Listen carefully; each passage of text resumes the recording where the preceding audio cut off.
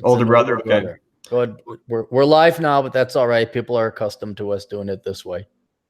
Okay. Let me make sure I get on the older brother version of it. But I'm here, as are you. Happy New Year. And yeah, you're right. We aren't like Mr. Moneybags 40.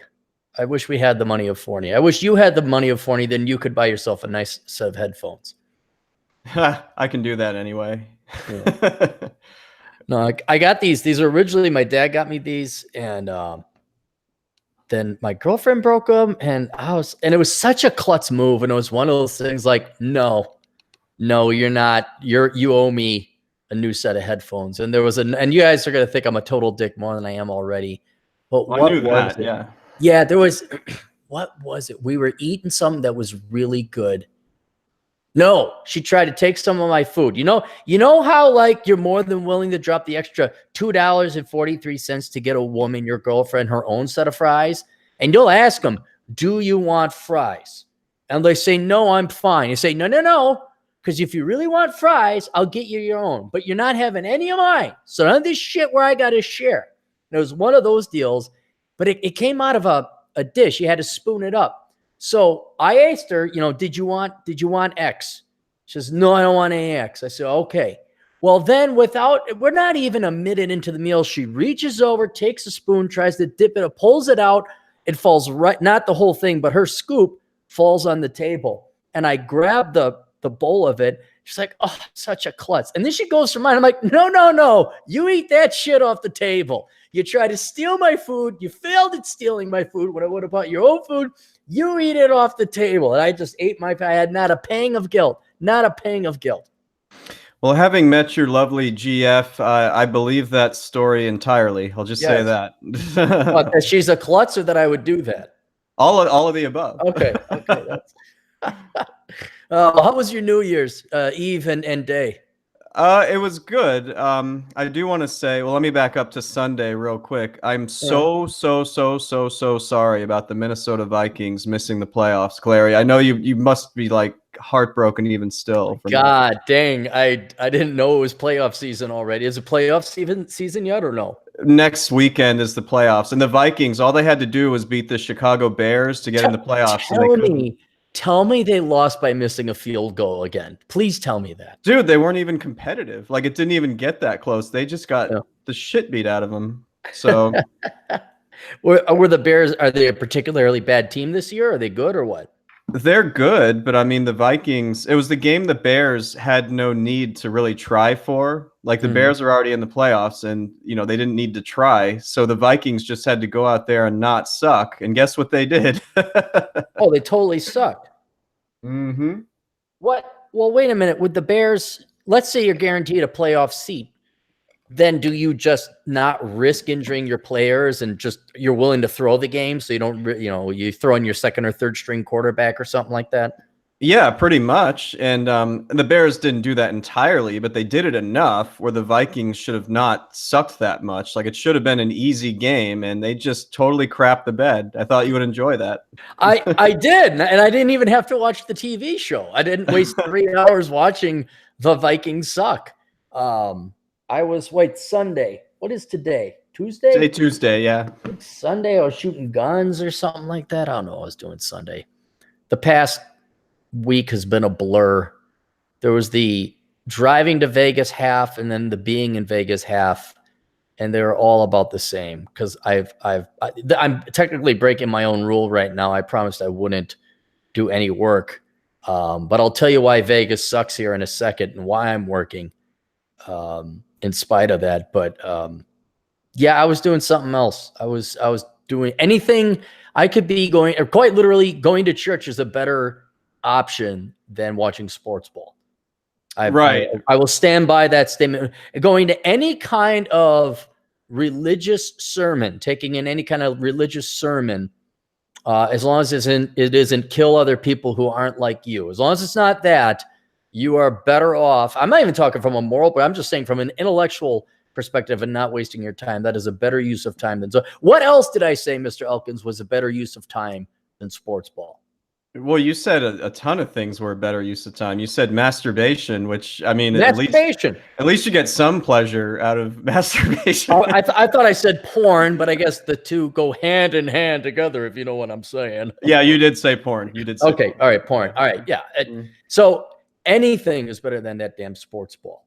And for the record, I didn't watch it either. I heard about all this, and I thought I'd tell you about it because it was Minnesota. So I love it. No, anytime Minnesota loses, that team has never won a Super Bowl and is one of the oldest teams in NFL history. I think even predates the NFL when there were two.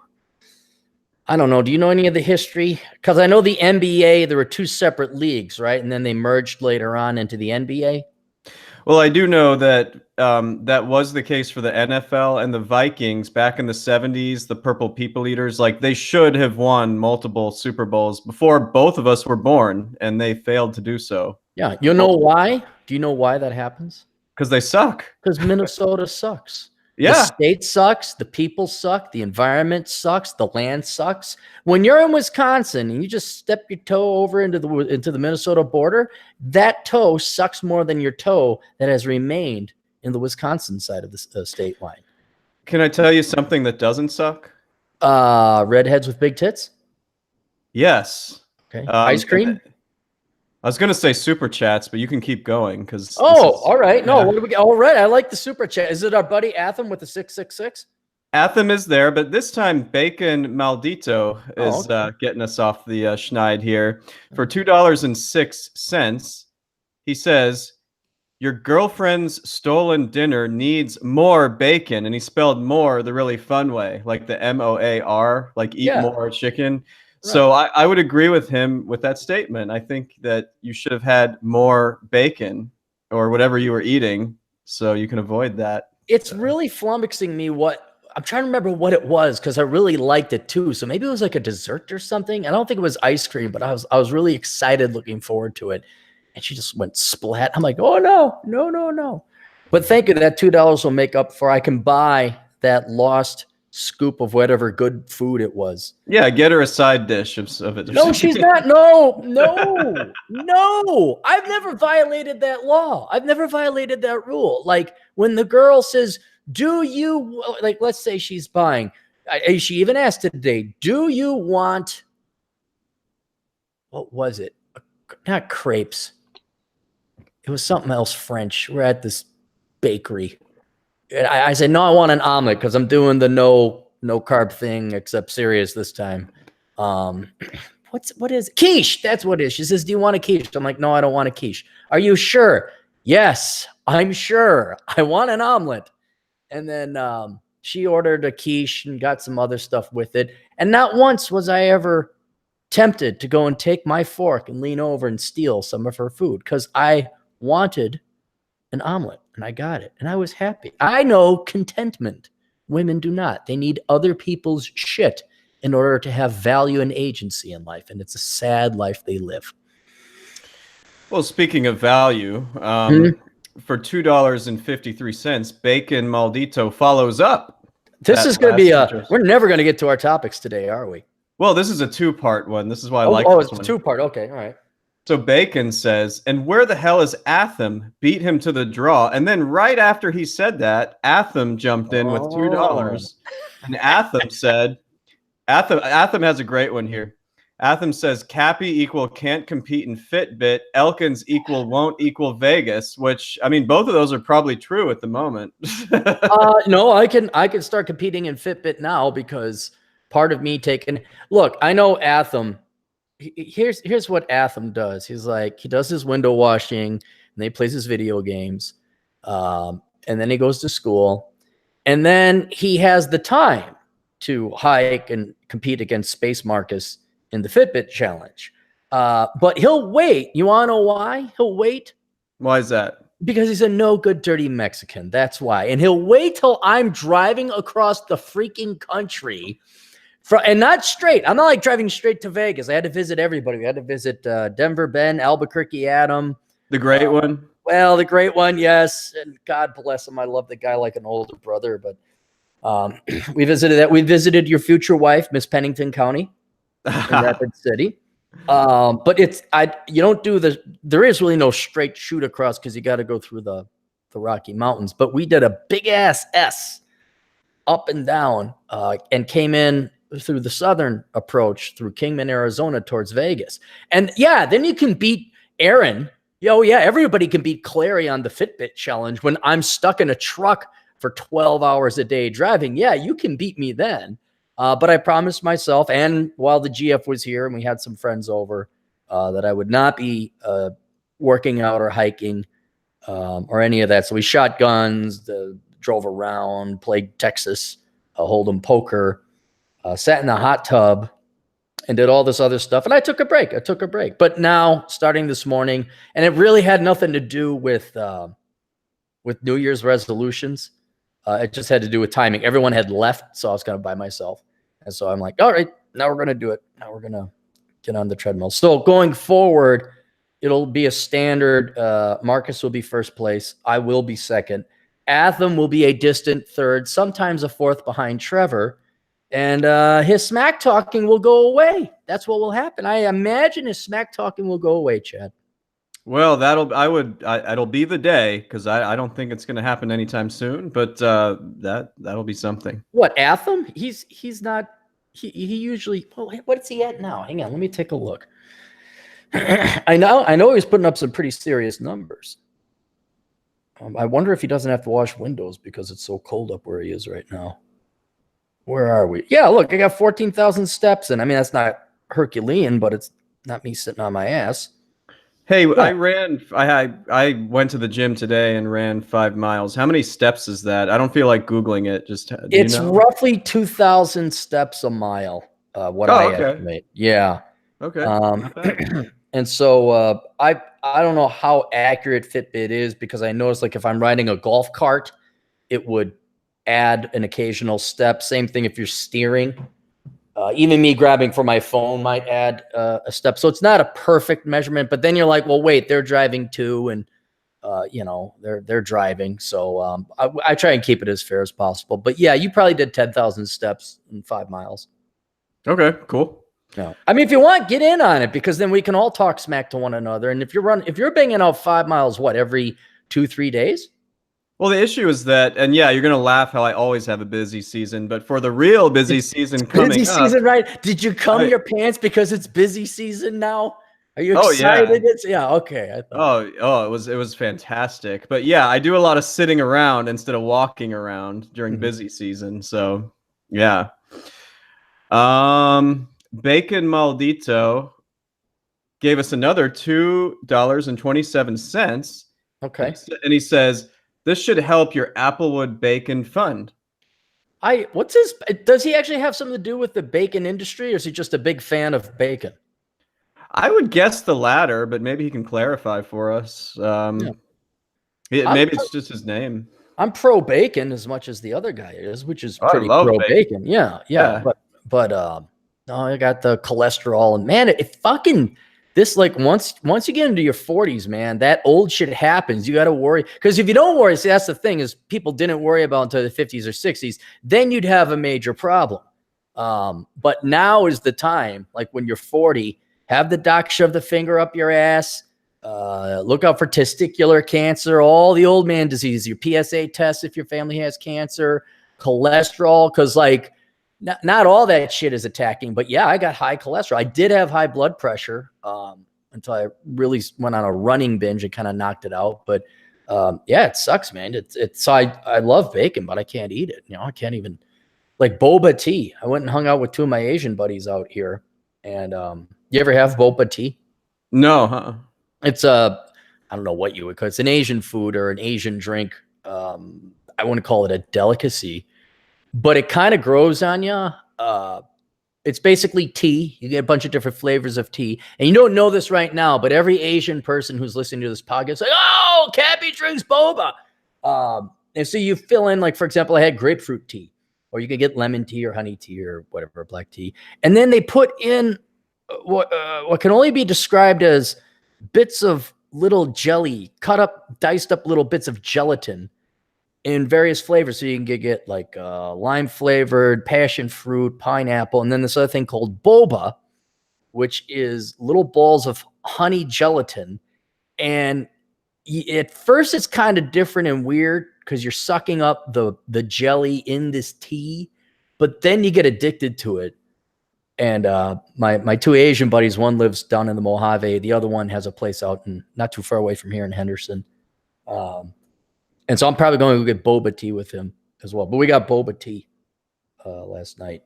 Cool. I forget where I was going with this, but I really like boba tea now. Health, like bacon. You can't necessarily eat bacon, but you can have the boba tea. Yeah, and the boba tea is all sugar, so you got to worry about that too. And these are all treats. But then everyone, so that's the problem in the United States, especially. But I'd say the Western world, and if you play your cards right and you don't have kids, that's another key thing. Like every day you could possibly celebrate. There's a legitimate reason. You don't even have to stretch it. Like, hey, we worked hard today and made a good amount of money. Let's go celebrate. Hey, Bob's having a party. Hey, it's New Year's Eve. Hey, it's New Year's Day. Hey, it's the weekend. Hey, it's this. Hey, it's that. And there's always there's copious amounts of good food, good quality food, not like McDonald's, but it's still like carbs and sugar all the time.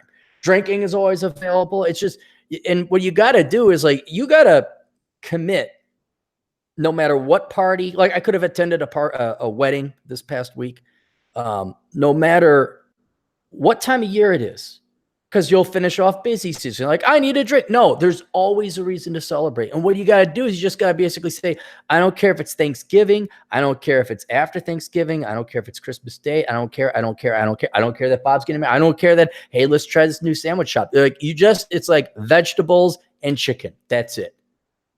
And then your one cheat day, no matter what, that's when you cheat. And don't worry, there'll be an event to celebrate and rationalize that too. But they're like, hey, you're here, we're here, let's go get boba. I'm like, yeah, but every time I'm here, you guys are here, and it's not special. It's just an excuse to fill ourselves full of sugar. Well, that's it. Well, I at least the holidays are over, and it doesn't appear that neither of us seem to blow up like Santa Claus here as far as getting fat. So at least we seem to have done okay. we do all right. But, I every time I go and I stop and visit Denver Ben, and Denver Ben is just jacked and ripped. And he works out a fair amount, but not that much. He's more of a hiker than he is a bodybuilder. But it's just simple. No carbs, none. That's it. That's all he does. And like if we just did that with our current workout schedules, now we'd have to be climbing mountains every other day like he does. But we would have that definition. We'd have 6-pack abs. And just once in my life, I'd like to look like that. I looked like that back when I was 30 for almost 6 months. But before I get too old and I can't do it, I just would like to look like that once. And so I'm going to give it a shot again this year. Well, maybe Atham can motivate you, not just with the Fitbit, but by paying for another bottle of scotch that hasn't arrived on our doorstep yet. Is that or by giving us $2 and saying, Elkins and Mary Jo, ho ho ho, no. No, I did not visit Vegas. So yeah, you did not. Right. And now my other buddy made off with her. I think she's enamored with him. Well, good. I'm happy to hear that. I'm not happy. I want you to win. If I had to choose between my two buddies as to who would be better set up with her, I think you two would be better aligned.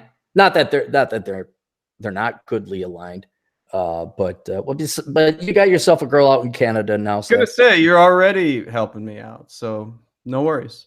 Yeah. Well, I just like diversification because the statistical chances of things working out with you and that girl. Oh, did you calculate it? Yes, I calculated it. It's the same chances of it working out with my buddy and Mary Jo, like 0.002%. So you might as well, diversify. And don't worry, Mary Jo will be single again, and that gal will be single. I have no faith in the future at all, none, because well, let's. I have a little bit more faith. I don't know about them. I'm not going to speak to them about Mary Jo, and I won't say the name, but I have way more faith in what I've got going on than with that. I'll just say that. Really? Okay. Well, that's good. All right. That's as much as we can say. All right. Are these better chances than you and Cuddle Lookums?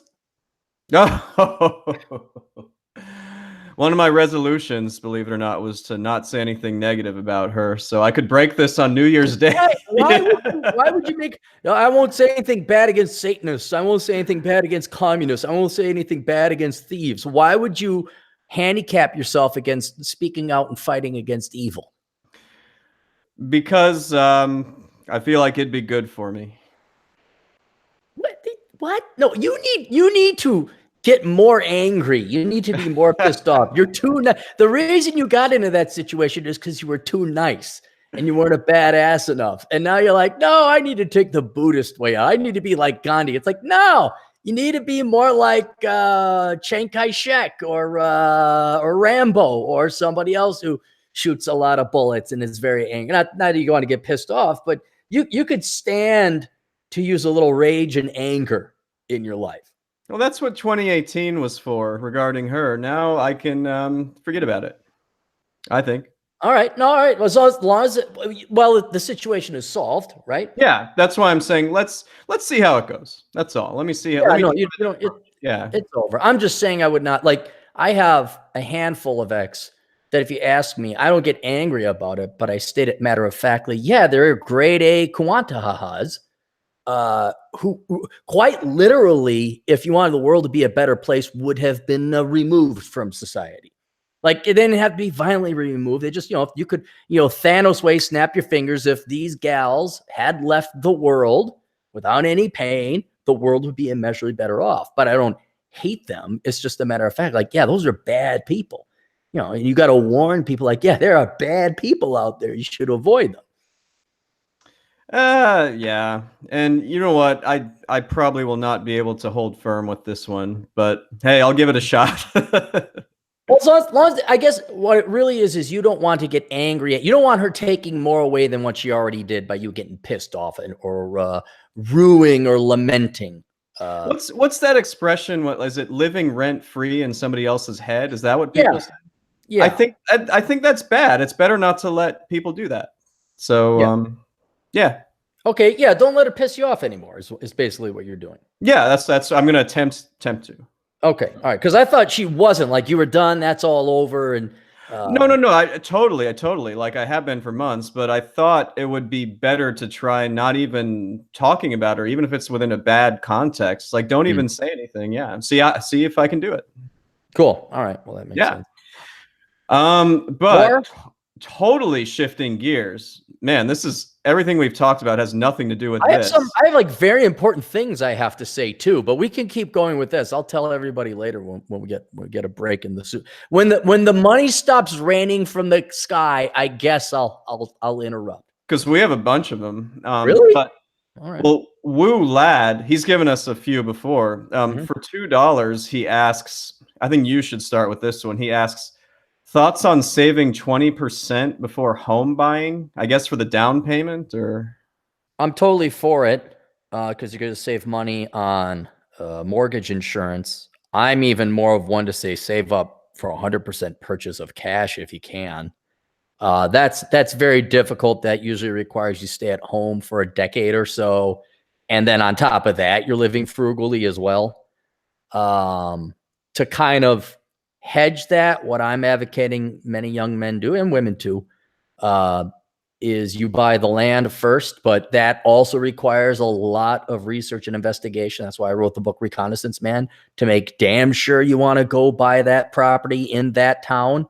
And that can take years to, I mean, people think, oh, I just went out to Rapid City and bought property. No, I've spent well over cumulatively a year in the Black Hills area figuring out where I wanted to buy and knew where not to go, where to go, where I'd like to be, where the population would evolve and grow. So it's a lot of times it's an academic question because without a piece of property, you don't even know what 20% is. Right. Yeah. So I would do your reconnaissance first. I didn't write these books to make money.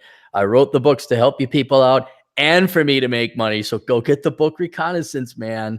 Read through that. Because what I'll tell you this, you're going to waste your 20% down if you go buy a place, find out you don't like the town because you didn't research it enough, and then you got to put it up for sale, and then you lost yourself a 7% commission on the sale and the purchase.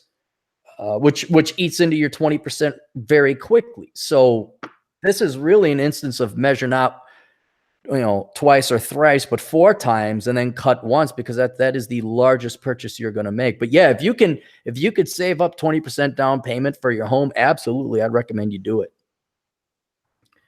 I agree. I always try to take the tax angle. All these new regulations, they made it so it's not technically, quote, as good to own a home. But I think for practical reasons, like you just said, you probably ought to do it anyway if you do your research. So. Yeah. Well, and I got a buddy who was worried about, he is real estate rich and otherwise asset poor. He's got reserve funds and all that, but he was starting to look into the future, and he's kind of like, well, what if the economy collapses and I can't, and somebody gets sick or I have an emergency? I'm like, dude, why don't you get a HELOC? And even though a HELOC is not the same as putting 20% down on a house, he's like, well, what's a HELOC? I said, well, you just get this line on your house that you can draw from only when you need it, and you only pay interest on the balance that is withdrawn. He's like, well, so if I don't withdraw any money or I don't take any money out, I'm not paying any interest. I'm like, no, it's just that if you want to, you have that option. So while times are good and housing prices are high, and I wish I had done this, but I was stupid and not looking forward enough, and wasn't thinking about expanding. But I said, if you're worried about it, just go get a home equity line. They'll probably do a drive-by on your house, take a look at it. They'll probably appraise it. And then you could get, like, I don't know, 60 or 70% extended on his house. You know what it cost him? How much? Closing fees were $50. Oh, was that it? That was it. You know what my closing fees on my HELOC were? Similar? The $300 when you throw in the fees and the drive-by appraisal. I'd say that's in the ballpark of not very many fees to. Right. And then if you think of, it's simple laws of logic. If you now make it complicated where you got to borrow your down payment, you get maybe 3% down or 5% down. Then you got to have all these rules to make sure the loans are conforming. Then you got to get mortgage insurance, and all this other shit that when you add it up, forget the cost. The costs alone don't make it worth it. But when you add all the pain-assery and headache and wasted time dicking around with that shit, and how it complicates your ability to borrow elsewhere and cripples your finances, not even in terms of like bad numbers, but all these regulations and restrictions that come with it. Dude, if you can just put your 20% down and be done with that fucking shit, you save yourself so much time and money. That's definitely one of the things I'd be saving up for. But just in general, like, oh, I got a car loan. Like, my God, I got so many listeners that kind of makes me, are you guys listening to me? Are you listening to me? And they go, oh, I got a car loan. You're right. It was stupid. I'm like, okay, now, well, that can't be undone until you sell the car. Oh, you can't sell the car because the car is worth less than the loan, or you got a lease and now you can't return the car because you can't return the lease vehicle. So you're committed to it. I mean, just fucking don't make shit complicated with your finances. And it's almost a guarantee it's going to be cheaper and certainly less headache in the long run, even the short run. I think that's great advice. Yeah. So pay cash for the land, and then like you can start looking at how much it costs to build a house. And then you don't have to worry about real estate inflation because you already own the real estate and the house is based on construction costs. Well, one thing that would make this a lot easier for a lot of people is a $2.09 donation from Bacon again. And I got bacon in the fridge. He's making me think I should heat it up now and go get it with a Diet Dude, Coke. the next 3 super chats are from him, and one of them's higher than that. So okay. Oh, 2 Is of he them drunk? I feel bad look, guys, don't donate the money if you don't have it. But yeah, if Bacon wants to keep donating money, and then Shoelander comes in here every once in a while and keeps donating money. But well, he's in here now, but I just see him in the chat. Yeah. So Bacon says, if you're open to more competition, Bacon says he will actually get a Fitbit to defeat Space Cappy. Well, you got to defeat Space Marcus, which is a lot harder to do than defeating Space Cappy. So yeah. It's hard to beat Space Marcus. That is because his job is he's also running and working a lot. So unless your job is physically demanding, like if you were, say, like a FedEx delivery guy, okay, maybe you could stand a shot at beating Space Market. But the only way I beat Space Marcus is by I was here in Vegas doing a ton of hiking. I cut back on work. And then here's the other thing. Space Marcus doesn't like to be beaten. He just thinks that he's going to win all the time. But if you get close to him, guess what he'll do? He'll probably go for a long run, or he'll hit the afterburners, and then it literally is a race. And the last day, the only way I beat Space Marcus, it was Thanksgiving Day. I took pictures of me going to Wisconsin for Thanksgiving. I took a picture of the Wisconsin things. I put it up on Facebook. However, I had turned off the Bluetooth to my phone and the Fitbit.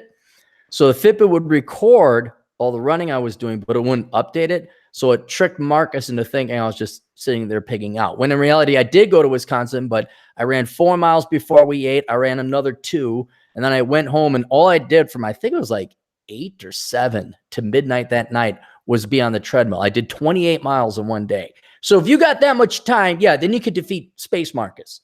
But I don't have that much time. I mean, even in my really good hiking days, I don't think I had that much time. Because, some of us have got to work.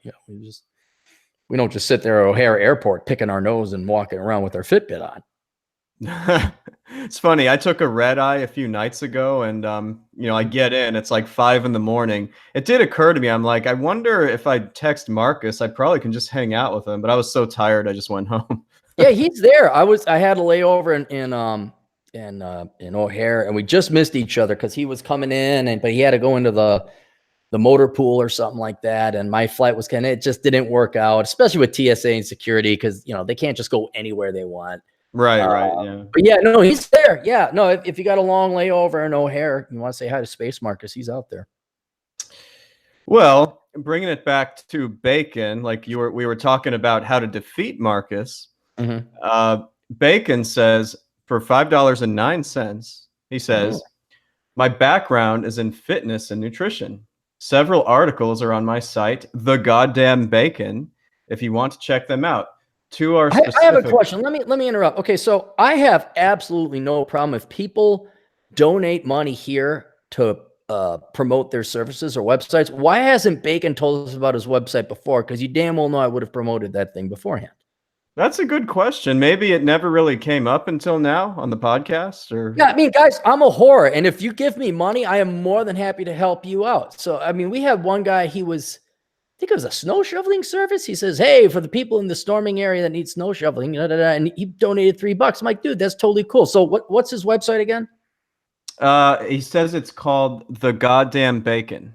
The Goddamn Bacon. Okay, so everyone go check that out. And he's still here. Yeah, give us more info in the chat, Bacon, if you want. You don't have to do a super chat with it. Just put in a chat where we can find it.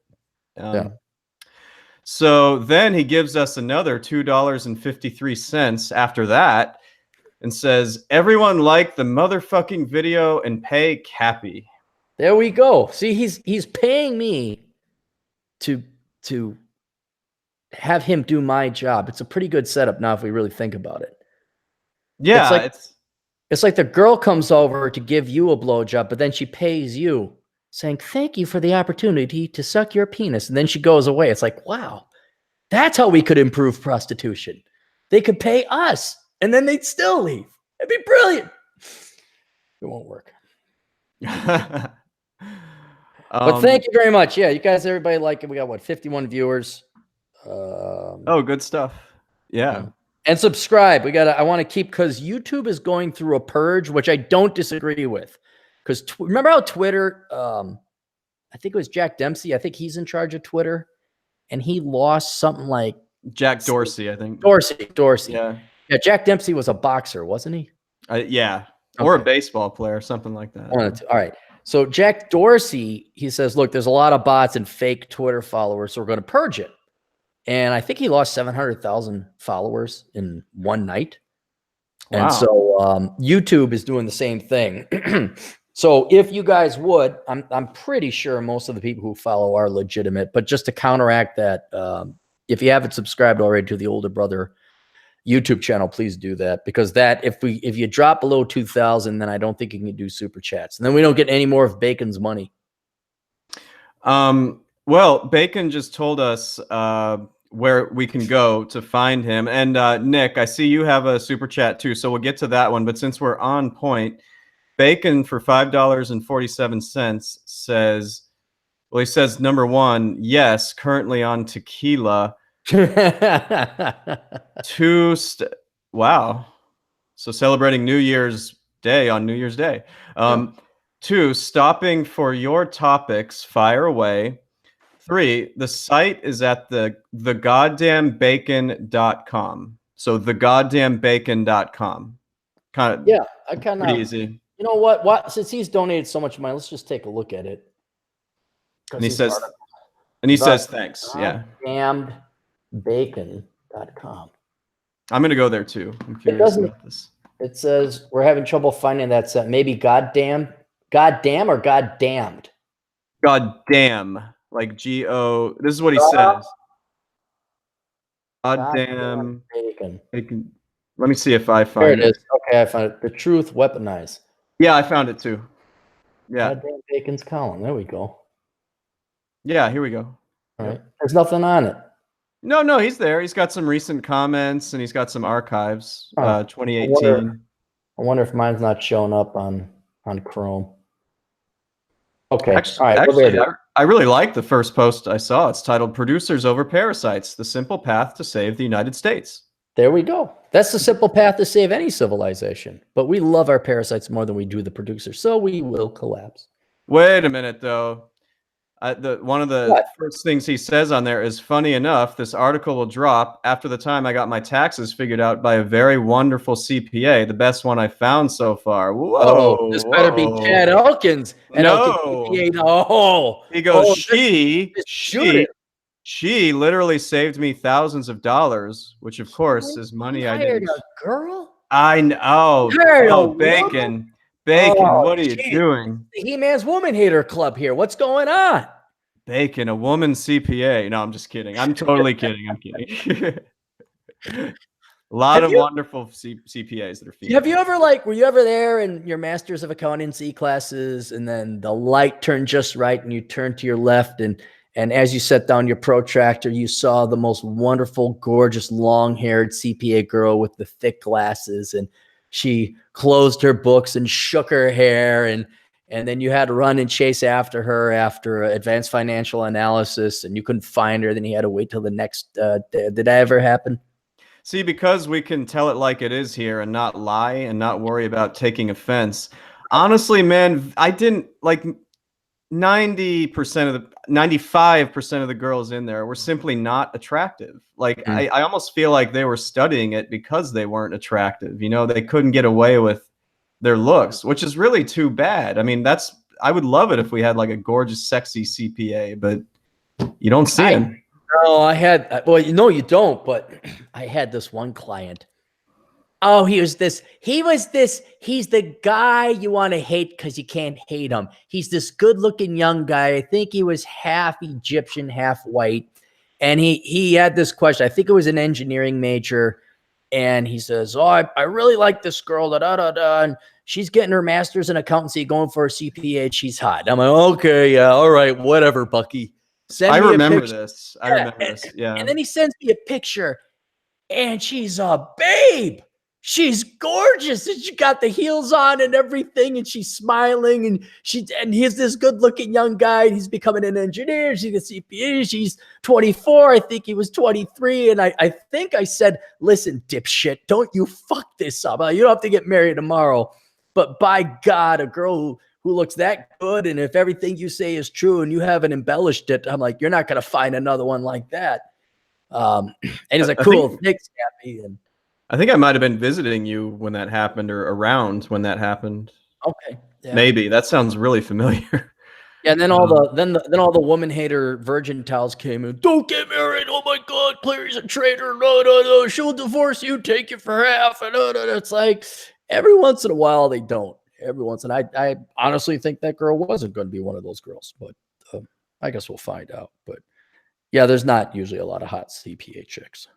And such a bummer too. Like that's like a unicorn, really, is a hot CPA girl, in my opinion. And this was back when I was in school. You know, everything's different now, but that Yeah, they're was, even uglier and older now. Yeah. yeah. Well, God Almighty, can you even ask girls out in college anymore? I No, mean, really. that's assault. That's assault.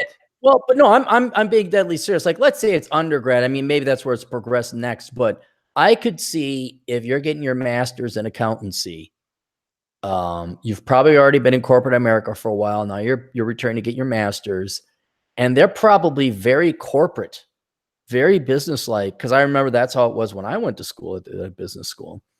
Um, that I could see today that they would view that as work, and a guy asking them out or sitting next to them or anything would be construed as sexual harassment. I think Uh, that's what it's turning into, basically. Like, I'm really glad I never have to go to college again. I'll oh, say yeah. that. Um, Um, Cappy, question for you for $1.99. Nick wants to know. I think I know the answer to this. Have you ever been to Hawaii? no, I've Yeah, never I been to didn't. Hawaii. I didn't think you had. I Yeah. have I have no. Let me give a little bit of advice because Nick's donation will help out many other people if you're looking to travel. If you want to go to the tropics or a place that's warm, go to southern Florida. You don't have to go to Mexico, or you could go to Puerto Rico. You can also go to Puerto Rico. And the reason why is, Mr. Elkins? Well, you're saying not to go to Puerto Rico? No, go to Puerto Rico or go to Florida. But if you want the tropics, don't bother going to Mexico. Don't bother going to Jamaica. And I enjoyed Jamaica, by the way. Don't bother going to the Dominican Republic. And certainly do not go out to Hawaii. Hawaii is a separate reason. But why would I not recommend going to the Dominican Republic, Mexico? Why would I recommend Florida and Puerto Rico over pretty much any other trip to the tropics? Well, I mean, it's cheaper to go to those places. It doesn't take as long. There's no taxes there, at least in Florida. Did I hit on any of those, or did I miss? Oh, you're missing the main one. You're missing the main one. What happens if we go to Jamaica? I went to Montego Bay. Wonderful. Loved it. Oh Yeah. my God. Don't leave the plantation because then you'll get raped and killed and murdered for your kidneys. And what was funny is what's the number one sport down in Jamaica? Is it soccer? Well, okay, I take it back. What's the number one Olympic event? Who are they Oh, most proud of? the runners. Runners, Yeah. right. So Yeah. I went out for my jog and everyone's honking and waving and they're like, and I'm as pasty white as this shirt. People loved it. You go into town, good old time. I'm sure crime is bad in some parts, but I had a wonderful time. I had to do something when I got to the country and then also when I left the country. What would that be called, Mr. Elkins? Well, you had to go through customs. Is that what we're talking about? Yeah. Customs, yes, and that takes a long ass time. And whereas I did like Jamaica, I did not like Mexico that much, and not anything really wrong with Mexico except they have no laws against peddlers. So you'll be on a resort, and people are always trying to sell you something. They're always trying to sell you something. It's like, dude, if you want nice warm beaches without people harassing you, and you don't want to go through customs, just go to Florida. Or Puerto Rico, which is a territory of the United States. You don't have to go through customs there. And then Hawaii, I don't know why you want to sit your ass in an airplane for 7 to 8 hours. That's assuming you're conveniently located on the West Coast to begin with. And you don't need a 4-hour connecting flight to Seattle or San Francisco to get to Hawaii. I went to Maui 2 years ago for Christmas with my family and Shudley Wilkins. That was a long ass. It takes a long time to get there. Even from the West Coast. So, anyway, okay. We're caught up? Well, almost. Somebody for $4.99, Christopher Morales says, looking like a 10 out of 10 after getting out of the gym, you, Aaron, enjoy your day. So I think he was complimenting your appearance. I hope Chris, just because he got divorced, isn't now he's gone the route of the gays. I hope he, but there's nothing wrong with that if he did. I'm just saying. No, the GF gave me a haircut before we took off for Vegas. I did hit the gym. I have been dieting actually rather well, except driving out here. That's like the one thing I'll forgive myself on, because when you leave the Twin Cities and you go west, you're immediately going into Nowheresville. All the road, unless you're willing to drive a good 40 minutes, if you're willing to take 40 minutes for each meal to get off the main highway to find some healthy food, just commit to eating shit the entire way. And then Wyoming didn't have better food. Denver, we could find okay food. But then once you get to New Mexico and northern Arizona, forget it. You're just going to eat shit the entire. And that's what I did. But then when I got here, the I past know 4 it's an days, issue. It's of carbs, but can't you just get a turkey sub sandwich? That's not that bad, is it? yeah, you got, but okay, if you're getting a sub sandwich, now you got the carbs, you might as well just be eating, and yeah, Subway's fine. It's all right, but you really ought to get the salad. But here's the problem with Subway is when you get into these small hick towns, it's a lot of Wyoming. It's the Wyoming 3. You got to try 3 times for them to get it right. And I'm not making that up. I'm not making that up. And I know I really hate Wyoming, and I warn all of you not to go there, but I got news for you. Edgemont, South Dakota is no better than Lusk, Wyoming, simply because Edgemont is 40 miles on the other side of the state line. So for me, it's time. I mean, we drove from Minneapolis to Fort Collins, technically St. Paul to Fort Collins, in one shot. And that included a stop in Rapid City. I'm not dicking around like, oh, I'm going to eat healthy. It's like, no, give me my goddamn food. And we're going to get, we're eating in the car, really only stopping to take a piss and get some more food. Yeah, it's you're just going to eat for crap. But thank you, Chris. I did hit the gym. I did eat well. And, I just have to say something real quick about your trip. This is about the great one, the podcast you did with him. Yeah.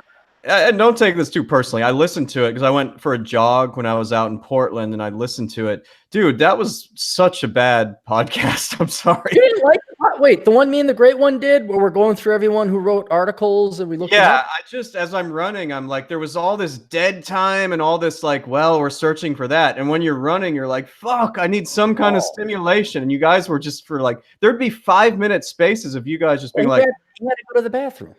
It was like, 2014, 2013. I'm like, just do or say something. All right, I'm not worried. I thought there was something. No, there are some drawbacks. If you're going to do certain things, there are going to be some inherent drawbacks that you just can't get rid of. And that was one of those things. I thought you didn't like the topic of conversation or the observations or the logic we used, but it wasn't my cup of tea. But I just thought I'd tell you. I've never told you that before, but I'll just. I appreciate it. I hope that's a sign of a real friend. What is it? A slap from a friend is better than a kiss from the enemy. I figured you would want to know. Yeah, I do. No, I do. See, what I'm not going to take or even give half a second of listening to is like when I try something different, and like when we have Mary Jo on. Did you watch the latest one that we did? Me and Mary Jo did Asshole Consulting Live. I saw it was on there, but I haven't seen it. It was like 40 minutes long, right? It was a lengthy. I think it was even an hour because we did like 5 videos or 5 requests. And there's Mary Jo, and she was in town, and it's like, yeah, you want to do this? Yeah, she kind of, she's a known person within the audience. There's always some, handful of dipshits. Oh, get the girl out of here. You're only hiring for her tits. She's only there for looks. I even said in the video, hey, because it's part of the play we do. I say, listen, you're not here for your opinion or your thoughts. You're here for your tits and your looks.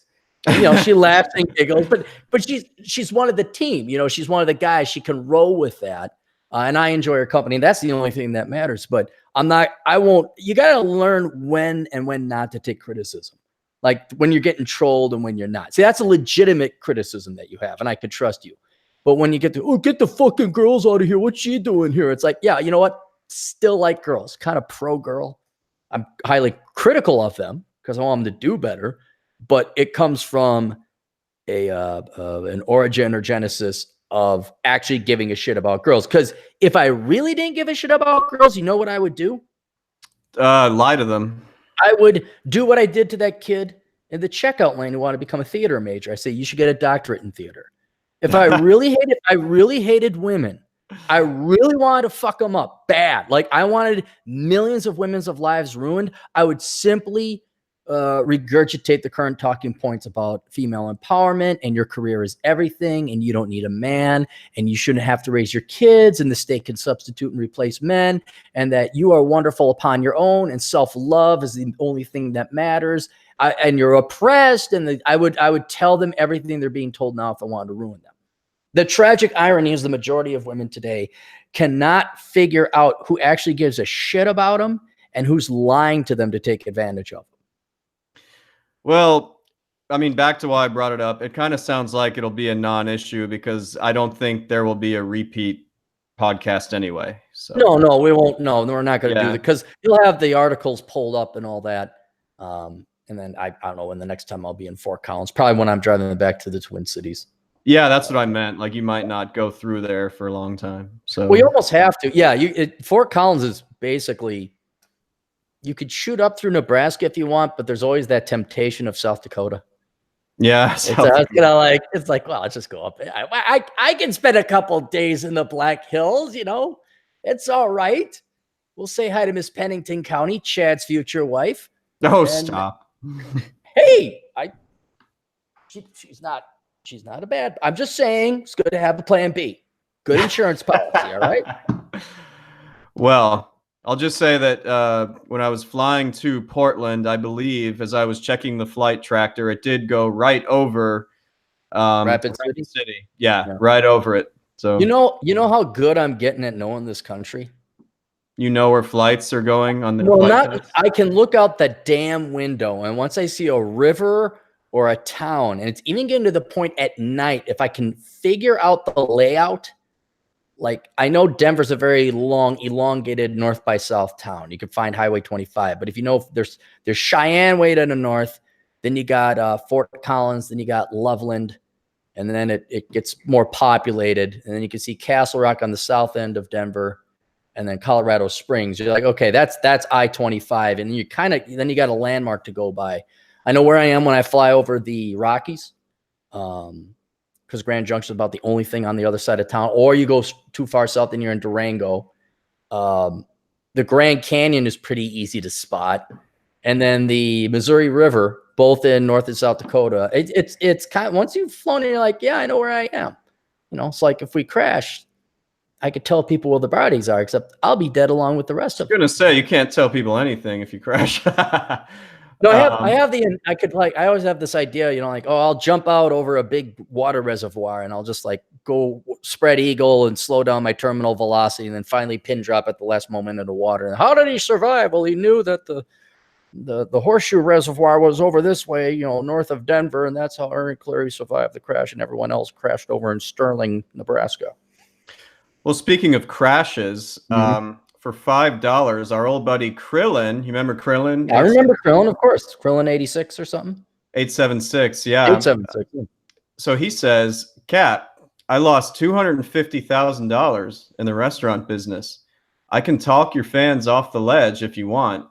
How can I contact you to advertise for my current business? Well, that's just on your website, right? Like, yeah, just shoot me an email. Yeah, my capitalism@yahoo.com, or shoot me an email over at Asshole Consulting. Either or. Yeah, just you could find me on the interwebs. My email address, it's best just to copy it and paste it because people keep misspelling it.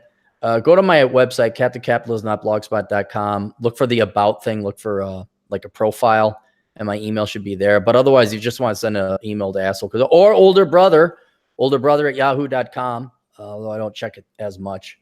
So that's a good question for you. I wanted to forward you something, which I did the other day. So you don't have a preference, just get it to one of the email addresses? I prefer, here's where I get my pet peeves, real pissed off and messed up. If you send an article to Asshole Consulting, I'm like, fuck. Send that to Cappy Cap, or send it to Older Brother if you want to be on the Older Brother podcast. Don't send articles to Asshole Consulting. By the same token, don't send requests to anything but Asshole Consulting. Now, admittedly, sometimes the contact form doesn't work or the capture doesn't work, and then people do have to email me, of which there is instructions below in the contact subsite on Asshole Consulting. And they say, yeah, I didn't. But a good 7 out of 10 times, like, did you send this to Asshole Consulting? Oh, no. It's like, how the fuck did you come here then? Go to Asshole Consulting. Send it there. Oh, believe it or not, I have the same problem. People send stuff to my business address that really should be personal, so it happens. Yeah, it's easier for me to track because then I'll print off stuff and I'll go and it just makes it easier. It really does. But then, like, if you just want to advertise, yeah, hit me up wherever. that really doesn't matter that much because I'll get it. The problem is, like, I've had a couple emails over the course of my life, and some of them I checked, once a week or something. Like, oh, and then one of those is my mom always emails me there, and I feel bad if I don't get back right away. I'm like, oh shit, mom asked me about this. I'm like, yes, mom, I'm showing up for Christmas, which was yesterday. Love you too, Aaron. And then, but yeah, shoot it over, and then I guess about the only thing I'd say is if you need to attach images or something, send it to the Cappy email address. Because the form doesn't allow you to attach images until I email you back, and then we can get an exchange going. All right, good to know all this. Nick has another $1.99 question for you. I'm gonna buy my boba tea. I'm gonna get my boba tea tonight with that. It's gonna be great. And he would like to know how Operation Evil is coming along. It's going great, except now we're in tax season.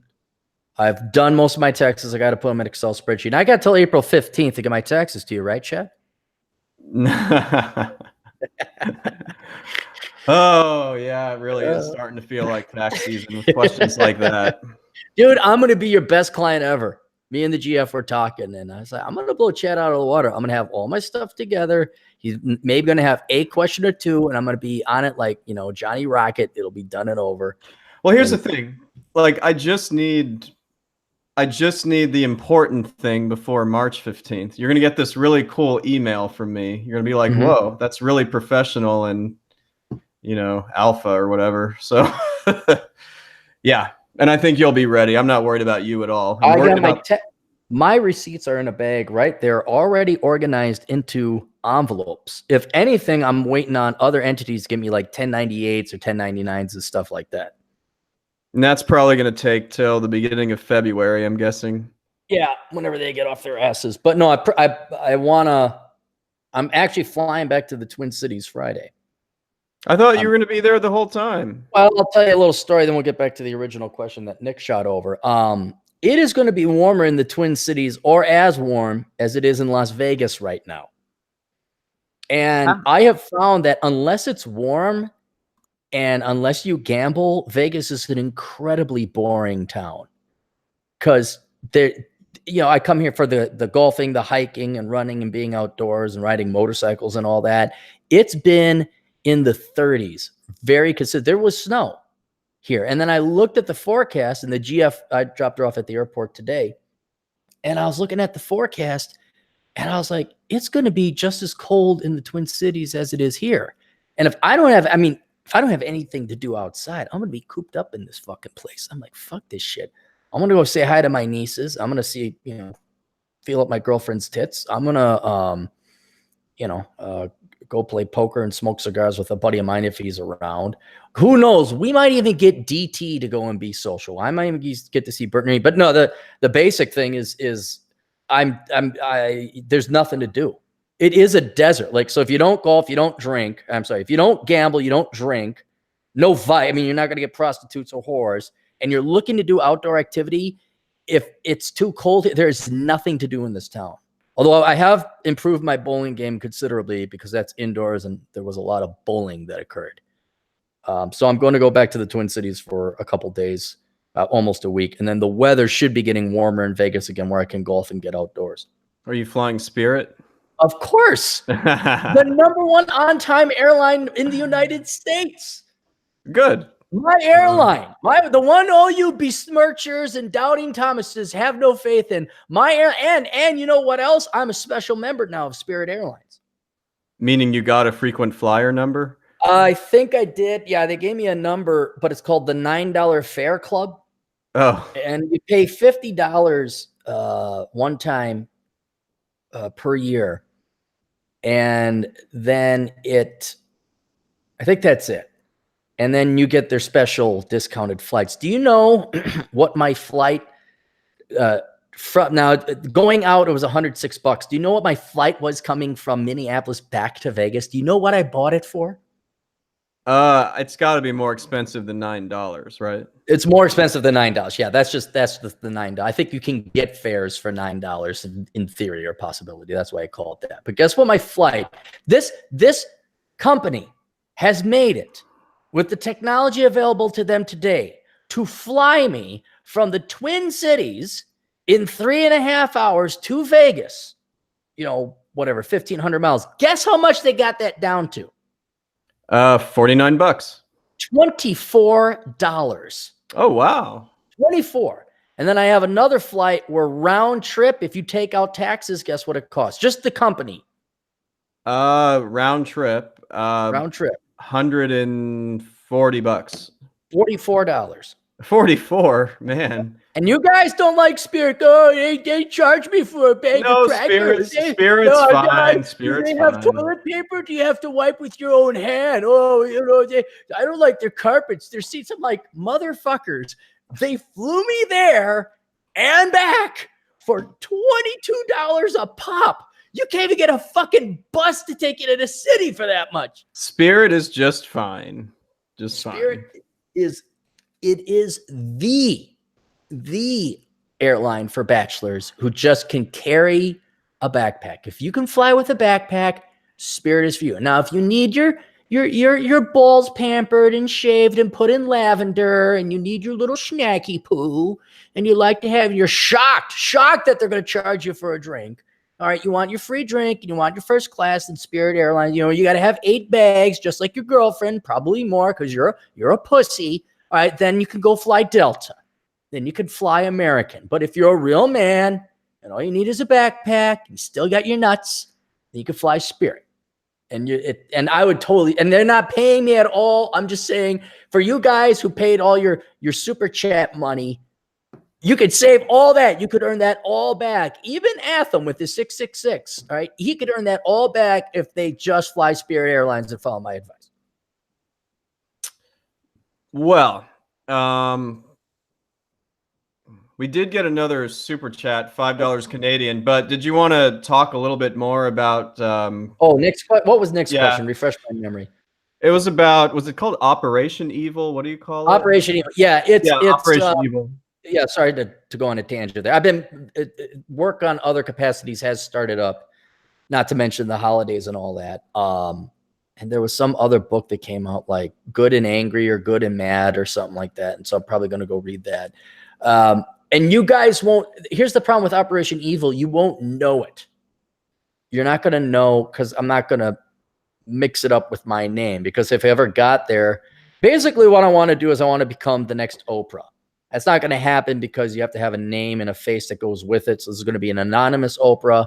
But it's in the makings. And there's a couple other books that I want to write as Aaron Clary before going on and working on this. But these books are in products and things are going to take a lot more than just me banging out a book, because I got to research all this crap. I truly have to try and understand the feminist mind, which, after listening to a lot of podcasts, is much simpler and more sad than I thought it would be. Again, I thought there would be some kind of academic, or at least a logical line. There'd be a line of logic to their philosophy. And it really is sad, but you boil it down to is yay vagina, and we're oppressed. It is basic bitch. I can't even call it philosophy. Cultism. It's more tribalism. Like, this is the blue team, we're the green team, fuck the blue team. Or we're the Vikings and they're the Bears, fuck the Bears. Why? Because they're the Bears. It really is that sad.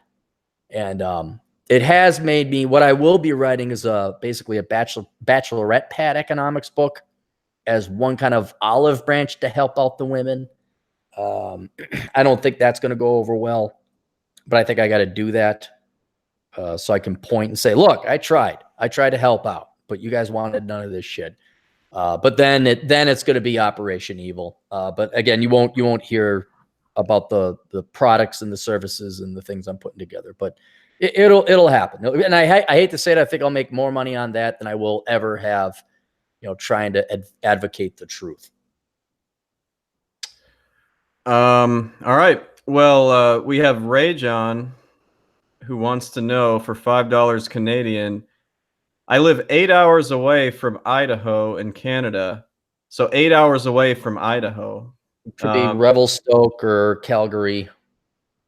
Could I drive through there to Vegas? How would the road trip look like? That seems like a long ass trip.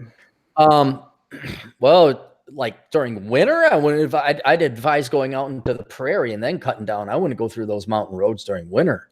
Because hang on, let's pull this up. I just want to know if you like Banff or what's 8 hours away. Yeah, that sounds really far. Calgary, Alberta to Barry's Fun. No, what is it? Bonners Ferry. Bonners Ferry, Idaho. So he's 8 hours. That's 5 hours, 40 minutes from Calgary. So he's even further north than Calgary. I don't want to know where he lives. I just kind of want to. Yeah, he didn't say miles. He just said 8 hours away from Idaho. So that could mean any direction, really. Oh, yeah. See that those Canadian American Rockies. I would totally do it during summer. I did that at a motorcycle ride. It was beautiful. When I rode out to Alaska and back, and some of the more pretty stuff was that southern Canadian Rockies in Alberta and British Columbia. Revelstoke, Castlegar, yeah, some of these Nelson, a lot of these dammed up rivers and streams. Kamloops, there's old Kamloops. I went through Kamloops. So it's very, very pretty to do during summer, but I would not attempt it in winter. And then down to Vegas. What was the question? Routes I'd recommend taking from? Well, he wanted to know if he could drive through there to Vegas. I think he means Idaho from Canada. Like, could he go through Idaho on his way to Vegas, and how would the road trip look like? Well, see that the reason I'm pointing to Bonners Ferry is because that's Idaho's border with Canada is very small. It's just that panhandle part. Yeah, I wouldn't restrict yourself like, oh, I got to go through Idaho. I mean, you got Montana and Washington as well. It's a strange question. I'm going to see if he clarifies this anywhere. Hold on. It a little bit. Let me take a look. No, he hasn't clarified it in the chat. We can see if he says anything later. And there's 95. Yeah, then you're in Boise. Then you cut over into Oregon and Nevada. God darn. This is. I really need to know the town he's in. Because if it's going to be enjoyment and ride, yeah, you can go through. I'd probably go Highway 93 down to, just looking here, there's 80. God darn it, where are we? God, we live in a big fucking country. yeah, it's fun flying across. It is fun, and there's really no straight shot. Highway 15 is all the way in Utah. 95 will get you there most directly, and that'll be pretty until you get to Boise, and then it's a boring ass drive because I've ridden that. Yeah, that'll take you to Reno and then into Vegas. 93 would be better, and these are not interstates. These are just highways, man. You stop in little towns.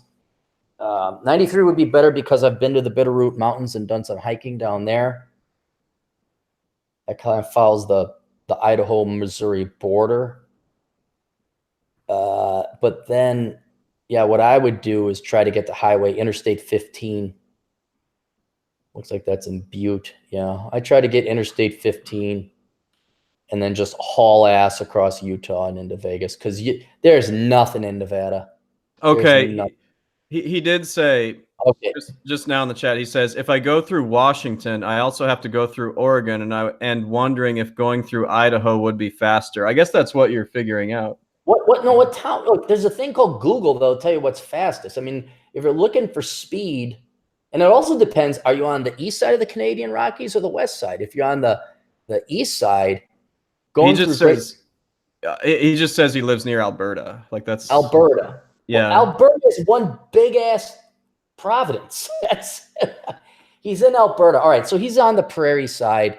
If he wants speed, I would drop down to Great Falls, Montana. Is that Interstate 15? Hang on, let's take a look. Yeah, it's 15. Enter in, what's the cross point? Sweetgrass. You're going to want to enter the border at Sweetgrass. Drive through the Indian Reservation on the east side of the Indian Reservation. Take 15 all the way down to Vegas. That's what I would do. There's not going to be a ton of beautiful stuff. Salt Lake City will be beautiful. Parts of Utah will be beautiful. But if you're just looking to get to Vegas, I would drive that. But honestly, if you're going for speed, take a plane. It's almost guaranteed to be cheaper. Yeah. I mean, if it was summer and you wanted to look at the mountains, then I'd wander, and you could wander for 2 months and still not see everything.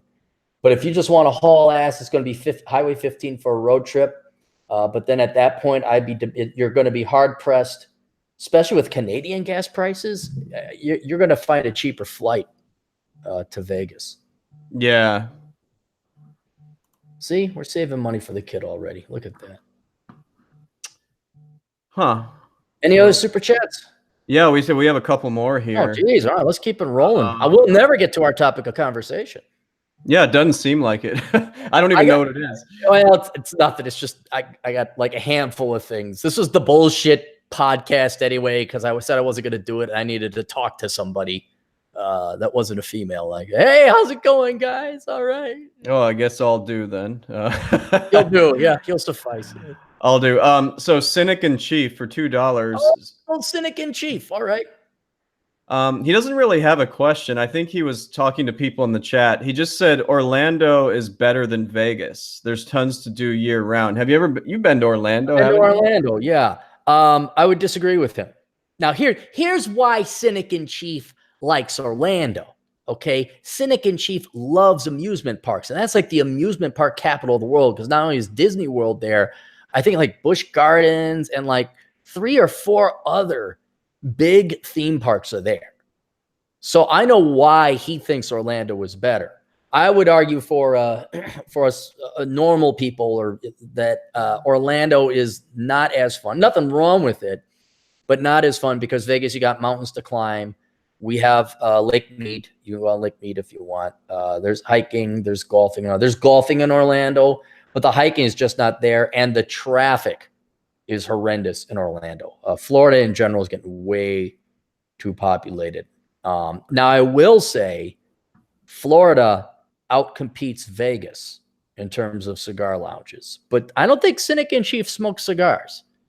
But to be in perfect intellectual honesty, yeah, I would. And then the final thing I'd say with Florida, Orlando, yeah, you can be there, but then you better be happy being there, because it's going to be a long ass haul until you get to the next town where there's something to do, because I think Atlanta would probably be the next town over, and that's at least 7 hours away.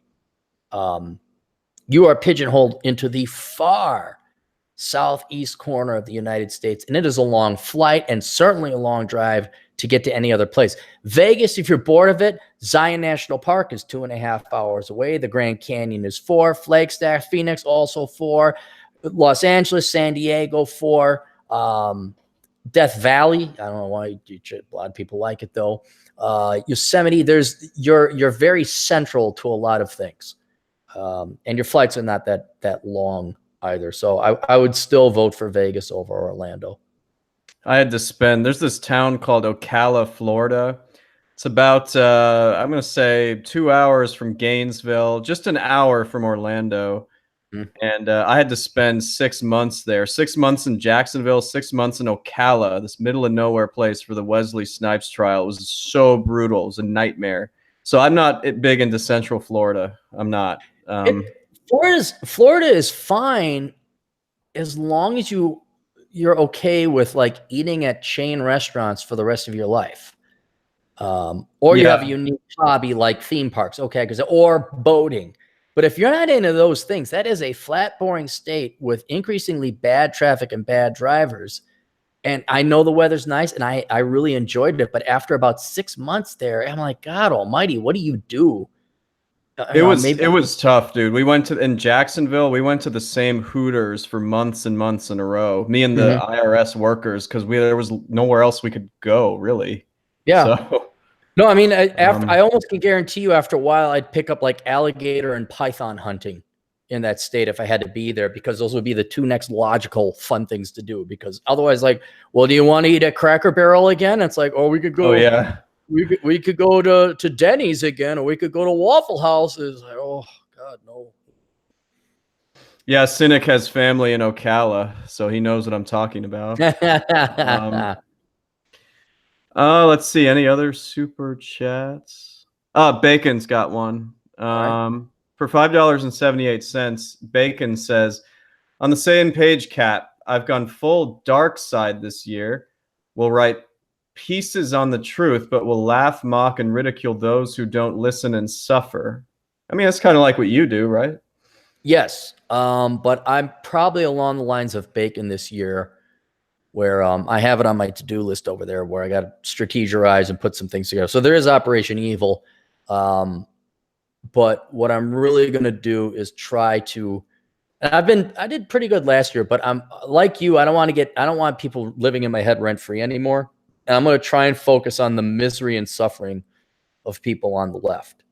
Because even though they take roughly 40 or 50% of your taxes, depending on where you are, ain't none of them happy. They're just miserable. And I really want to try to put that positive spin and that silver lining on politics this year, if I write about politics at all. But he is right. And you know, I know a lot of people think, God damn it, the socialists are winning. And it's like, yeah, they are. But look at them. You know, you ever watch Blossom when that was a TV show? You're about the right age, I guess. I got 10 years. Yeah, I know. I think I know what you're about to talk about. Yeah, Well, I did see that. I heard she was complaining about, I mean, quite literally the stereotype, being a lone cat's feminist. And then I didn't realize this. Like, she has 2 kids. She's a single mom. And Yeah. I'm like, what the fuck, lady? Are you so situationally unaware that that's exactly what everybody's been warning against? And then you play into that? Even if your tweet was kind of meant to be tongue-in-cheek and self-mocking in a humor sense, you verified everyone's argument against everything you stand for and feminism and blah, blah, blah. That is what I think we should be focusing on and enjoying. Well, did you see that meme? It was on one of our mutual friends' Instagrams and Facebook about Blossom. No, what was it? If you haven't, you got to see this. So I'll send it to you later. But, okay, no, I'll take a look at it. That sounds fine. It's really, really funny. Okay, no, is it? Well, can we mention who it is, or is it a private person that would not want to be mentioned? It's somebody you think the world of who lives in Chicago. No, let's keep him quiet. Okay. I want that man to live a good, happy life, and he's very close to the finish line. So let's let him. Later on, we can talk. Okay, yeah. I'm not sure we're talking about the same person, but yeah. No, I thought you were talking about Beckloff, and I'm like, oh no. Oh no. Yeah. By the way, he had his stream on the same time we're doing this one, just so you know. Beckloff? I don't believe in that. Oh, I'm stream sniping. No, I don't care. I was just saying it, like, because I like to listen to his sometimes. And the second I pulled up here to get onto this one, I was like, oh, his just started too. Yeah, well, so. No, I really appreciate the. They're very polite, and especially Chris Beckloff. He'll be like, "Oh, darn it, I didn't know I'm broadcasting over Davis, or I'm broadcasting over Matt, or I'm broadcasting over Bernard," and I'm like, fuck because I don't, the great thing about podcasts, and maybe I'm the only one that still knows this trick, is you don't have to listen to the YouTube being broadcasted live. If you want to make super chats, you do, but you can listen to it anytime on YouTube, or like I do, I download it, convert it to MP3 and listen to it on my headphones. So, I mean, yeah, I mean, anyone can podcast when they want. And I hope they do, because man, it was a dearth. There was very little podcasts to listen to, because during the Christmas, New Year's week, people are actually doing Christmas and New Year's. No one was putting together stuff. So I do have to interrupt you and DT, because I criticized one of your podcasts. I really like the one you and DT did. I thought it was high quality. I love having DT on because he is a great philosopher. He is a great co-host. He's a great host. But the dude has got to check his fucking texts. He does not. Okay, you know my level of hustle, and Glendon Cameron's level of hustle, and Marcus Brown's level of hustle. Yeah. Right. I mean, like, we're getting it done now. How long does it take me to respond to a text to you? Depends if you're in your gym in Minnesota or not. Right, right. But I get back to you relatively soon, right? Yeah, pretty much. Yeah, yeah. DT, he'll go like 3 days. Oh, dude, I'm sorry I didn't get this. Like, how did you not get this? Well, he's got a flip phone, and he's like, well, I don't really like it. It's like, yeah, okay, DT, I understand, but if you really want your personal podcast to make money, you need to have a little bit of hustle. But it's just not him, which is probably why it works pretty well because I'm more like, and he's more like, oh yeah, okay, yeah. No, I didn't need a job. No, we bought a house without it. Everything's fine. Yeah, all right. Like, hey, TT, you want to get back to me so maybe the world can fucking advance a little bit? But no, he's the best co-host to have if you can have him. Well, I enjoyed it. So Krillin again for $2 has a question. That'd be interesting to hear your thoughts on this. He goes, Cap, which city state has the easiest women? City state? Well, city/state. Like, is there a particular location that you can think of? I'm going to say Chicago. No, I don't think now so. Keep in mind, this is based on me living there 20 years ago. And when I hung out there the past couple of times, I still saw a couple hints and things. Now, obviously, you got to keep in mind, I haven't been on the market in 12 years, 13 years. So, I mean, it's outdated, you know. Minneapolis was pretty easy, but that's only because I was a dance instructor. You know, it's not hard when there's a bunch of gals and you're an okay looking 25-year-old guy and you come in there and you have a field trip. I mean, don't think for a second, like I would have field trips. Don't think for a second was to increase the value my students got out of the dance classes, so I could make more money because no other dance instructors are offering field trips.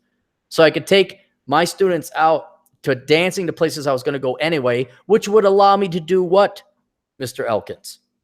Well, you could, increase your presence and make more, get more students. This is a tax question. If I'm bringing my students to a dance hall I was going to go to anyway and order cocktails anyway and pay a cover charge anyway, what can I do now that my students are there? I gotcha. You can write off mileage, meals, entertainment. I didn't know where you were. Because of the nature of the question, I didn't know where you were going with this. So, I still think Chicago was good. I could be wrong. Mr. Elkins could speak better to that. I actually have an answer for you, and I think it's a reliable answer. And this is from what I've experienced, and I lived there for a year, and from what I've read online, even today. The answer, no, New York City is the answer. Oh, okay. Because the ratios, there's something like 58% women within the appropriate age, and only 42% men, which is unusual in most major cities, from what I hear. So it's actually easiest to get a woman in New York City. I've heard numbers like that too. I'm just trying to think if I've ever gone to a place, even temporarily, and I was like, wow, yeah, that was pretty easy. Yeah, I'd have to. I'd say Chicago. It's not here anymore. It's not there anymore. All right, so try New York. Don't go to Minneapolis because before ballroom dancing, dating girls was just, and even when you did date the girls here, it was a royal pain in the ass here. I'm in Vegas. Yeah, I'd have to. Well, even if you read Rush's books and his blog, he'll point out that it's a constantly moving target. You know, Poland at one time was great. Now it's not as good. At one time you could go to any town. Now he talks about like the second tier cities. Phones, the smartphones have rapidly revolutionized and changed it. Yeah, Ukraine used to be amazing, and now I hear it's not as good. Kiev and some of the other cities. But I'm only reading this, not experiencing it. Yeah, and what is it? I know the Philippines, a lot of people swear Engineered Truth, Matt Tran, I don't know if you know him. He swears by it, and then not necessarily for dating. He just likes the Philippines and living there. I don't know. Go wherever it is that you can find them. I am of also the opinion that you should fly to places, like find girls online and then fly, because you're going to save money instead of dating locally girls you're kind of about 3 or 4 times to not get laid in the first place. Well, he But follows up. So this is Krillin again for mhm. $2. He says, I live outside New York City. Girls are not easy when you lost $250,000. But I feel like that would be the case in any city. You know, Well, when I you, wouldn't lead with I lost $250,000. I I, wouldn't let them know where, that. wherever you go, you're gonna have to spend a little bit of money. So I don't know. That's a tough one. Not to get too black pilled or MGTOW, but um, just through my various agents into fields of varying ages, from 18 to gosh, the 50s is one guy. It just doesn't sound good. You mean anywhere? Anywhere, yeah. And you got to take that. You got to weed out. Well, these people are MGTOWs, these guys are red pill, and they're probably pissed off about their ex, and they're probably pissed off about all the bullshit they went through. But it just it was hard enough pre-smartphone days, and Roosh made a really compelling argument in his book Game, which everyone should go and buy if you're looking to get into dating. It really I guess we could look at it in a different manner. Did you read that book or no? He gave me a audio copy to review, so I have a review copy of it. So I did listen to the whole thing over the Mhm. summer, and I agree. I think it's worth picking up. It was banned online for a while, so I'm not Yeah, sure if you can yeah. get it. No, you can find it at rushv.com. I Okay, it's would. back. It is back Yeah, I think I remember him saying you can get all versions now. on Amazon. Not on Amazon, but on Oh, his website, he found some alternate publisher. okay, good. Yeah, then I had no problem buying it. Uh, if we were to look at that, because Roosh is probably the most well-traveled and the most empirically experienced guy dating, and he will date pretty much any girl that's attractive. So we could arguably say a very attractive and young-looking 35-year-old to hot, fresh off the assembly line 18-year-olds across international borders. What struck me reading that book is just how much fucking effort and detail and attention to detail and planning and accounting for possible every permutation of outcome to an answer he had through decade and change of experience. He had planned or prepared to help him get laid, to help, not guarantee, just to help. I think maybe a 30% chance. If you looked at it in terms of, my God, it takes that much. And he cites the cell phone as one of the main reasons why this arms race has occurred. Uh, I have a hard time imagining it's worth it. Now, he would make the counter argument that young men want to get laid and they'll do whatever they can. And young men did. I know you and I probably did shit. Well, I know I did shit back when I was 18, 19, and 20. There's no way I do now. No way. I'm not talking groveling shit, but I remember one time a girl said she wanted to go out Christmas Eve. And I said, oh, okay, well, I'll be around. And we're supposed to meet at a place. And this was before cell phones and all that. And you're wondering, like, is this girl going to show up? I mean, fuck it. And like, no, I'm not doing Christmas Eve. If you look at it from that way, there's none of this like, oh, it's the grass is greener on the other side.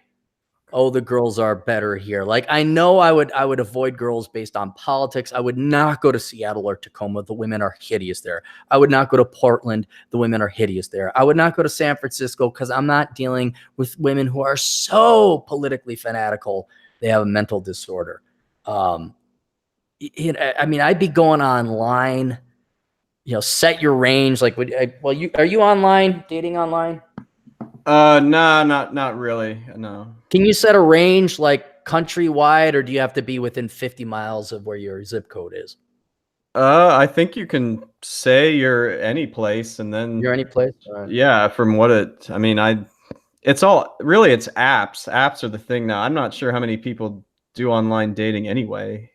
I would just put your dream list together, like no tattoos, blah, blah, blah, young girl, 30 under, no debt. I mean, shoot for the stars, put it up there, set your range to the United States, and you might find one.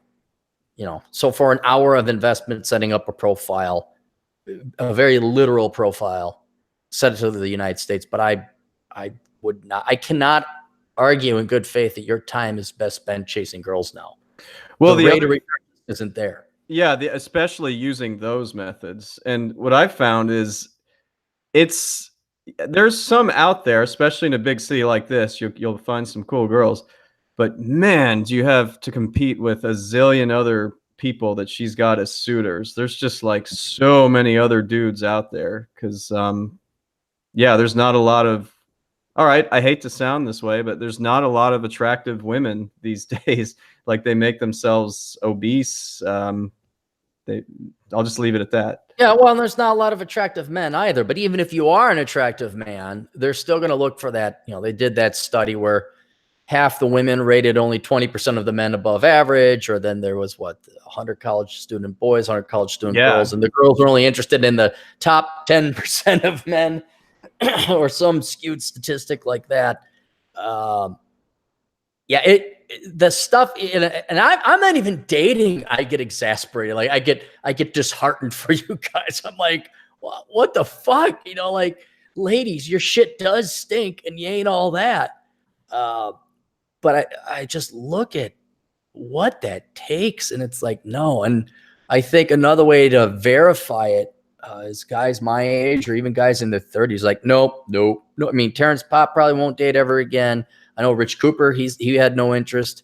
The dating service I wanted to run, guys, be happy. And ladies, I'm telling you the truth. 2/3 of you should not have even bothered sending me your profile because you're all fat. Not all, but 2/3 of you were. And wait, were you talking about the ladies or the dudes? The ladies. No, this is just a trial run. Like, there's you and a handful of other guys that are good looking, make great money, have your shit together, but above all else, I could trust would not rape the girl, bury her under a bridge. In other words, they'd be safe. My primary concern was legal things. And then on top of it, you'd be well behaved. If there was going to be a problem, you guys might be the one buried under the bridge, but then I'd be all right because no one was going to sue me. You might miss us, maybe. Maybe, yeah. No, it was more for the safety of the women, where it's like, okay, and then that would also allow me to trial run the dating thing. But then I got these profiles, and I'm looking at them, and I even a couple of them who are friends of mine. I'm like, come on, you know, you got to lose weight. You know, I can't sell you to these guys. You have to lose weight. I mean, and that's one thing. And then it's like, then you got to get rid of debt. And I know you, and you got a lot of debt. That doesn't mean you're a bad person, but by God, you know. And then I was looking at all these other ones who are fans. You know, let's do some math. I'm going to come up with a very precise measure. Let's come up with pounds per inch, because every woman's different and taller. And I'm going to be pretty liberal here. I'm going to be pretty generous. 12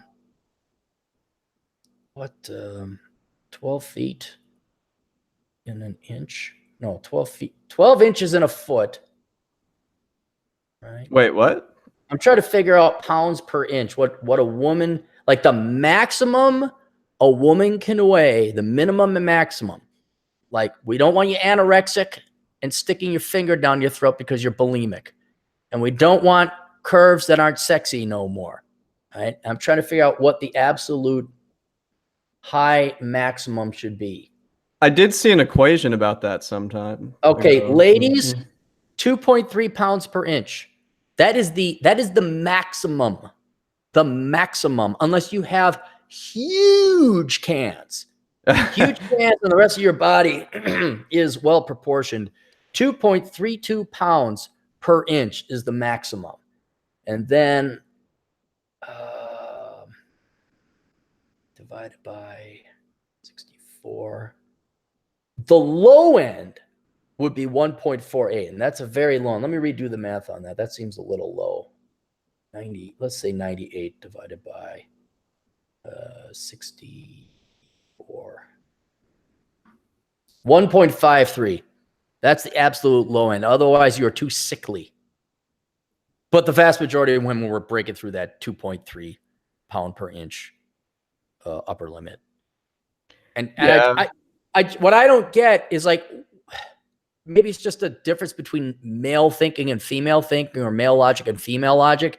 If I look like that, I would not even bother approaching women.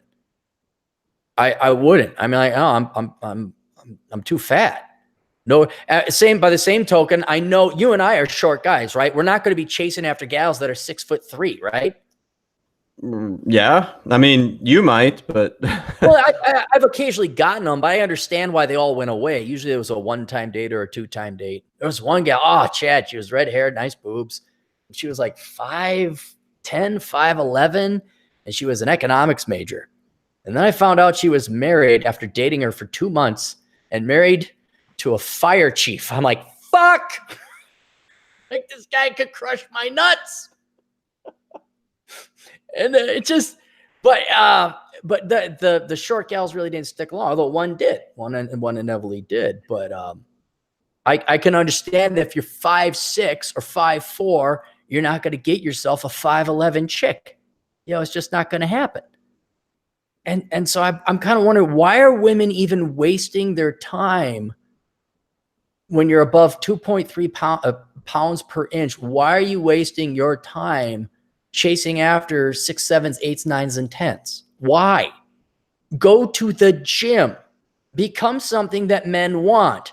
Get out of debt and be nice. I don't know. Is there anything more to it than that, Chad? I mean, really, what is there anything more to it than that? Here's the thing, though. They're getting hit up by men constantly, whether it's online or in person or wherever, where maybe these aren't guys that they're attracted to, but the fact that they're getting hit on all, constantly by them, so they think they're hot shit. So they're never going to believe you when you say what you just said about how they have to improve themselves. Because if they're getting hit on so much, even if it's by undesirable men, right, they're like, why do I have to do anything to improve myself? Well, they're not getting desirable men now, are they? No, but look. And then they ask, where have all the men gone? Then they cry themselves asleep, and there aren't any good men. Yes, well, fuck. That's okay. You're using logic. That doesn't work in this instance. Oh, because women aren't logical. I didn't say that. In this instance, that dude, it doesn't work. Trust me, I've had this discussion with clients, friends, even some family members. I'm like, look, don't you think you should maybe work out a little bit? It's like, well, I get hit on all the time. I'm like, yeah, but do you want to go out with any of the guys that are hitting on you? It's like, well, no. So then they're failing. See, I don't think women are, in some regards, I know women are less logical than men. Can I have some of your food? No, I told you can't. Now I'm going to try and steal some of your food. Anyway, so there's instances there. I think we have not had a direct, blunt conversation with women, much like we haven't had a direct, blunt conversation with the Black community. If you started telling the Black community, hey, stop having more kids than you can afford, that would solve a lot of problems, right? We could still talk about racism. We could still acknowledge that does or does not exist. That's a topic for a different time. But right now, this is why the Black men's got out of poverty, did actually quite well. It's treating the Black community, or Black men in particular, like fucking adults and not pampering them. And when we go to women, well, geez, maybe you should think about having a salad once out of your 21 meals a week. It's like, no, bitch, you be fat. Lose the fucking weight. And then when they say, but I've been hit on by all these 4s and 5s. Yes, but you don't want a 4 or 5, so you're failing. Do you want a 6, 7, or 8? Not to mention an employed individual with no debts who would actually make a high quality man? Well, then you better fucking bring that to the table too. But then we're sexist, bigoted, homophobic, whatever isms this, the meanings have been lost because you dare try to help these women out. What hurts me, not terribly so, or maybe it perplexes me, or it's just kind of like, really? It's like, these gals are on my team. These are Cappy gals. And they're sending me their bloated, fat, obese pictures. I'm like, are you joking? Like, how can you listen and understand? How can you tolerate my attitude and personality and my scathing and raging and anger and blunt truth and cursing? How can you understand the economics and the linear logic and the impassioned analysis, and there's no room for emotion, but then you still got this unicorn pie in the sky Disney movie bullshit where you think, Shallow Hal is going to see you as a hot chick when it doesn't work. Not to mention you're wasting your fucking time. And if finding a guy is really that important, well, it's not like you just put on some heels and a weave and get your fucking nails done. And you know, you think you go find some guys like, no, you better lose the fucking weight. I mean, it's so fucking simple. Lose the fucking weight. That's like the first biggest step women could do if they want to find guys. The first biggest step. Then there's other things, but that's 101. I mean, we haven't even graduated. We haven't made it into your sophomore year yet. Then there's things like show up on time, be nice, have no debt, and have the makings of a quasi-real job. And you're in the top 5%. And it's not optional. I wish I could that's not optional. Because if you're not going to bring that to the table, okay, yeah, you might get pumped and dumped. A guy might fuck you. But once he finds out you're a feminist or you're not nice, you don't show up on time, any quality guys can be like, fuck it, I'm out of here. And the guys that will stick around and tolerate that, you're not going to want. It's a rough situation right now on all sides. So believe me, after having lived it for most of 2018, after not being in the market for several years, it's a nightmare out there. So yeah, I'm sorry, Nick. It's I think it's endemic to the world, especially in Western civilization, especially where there's smartphones rather.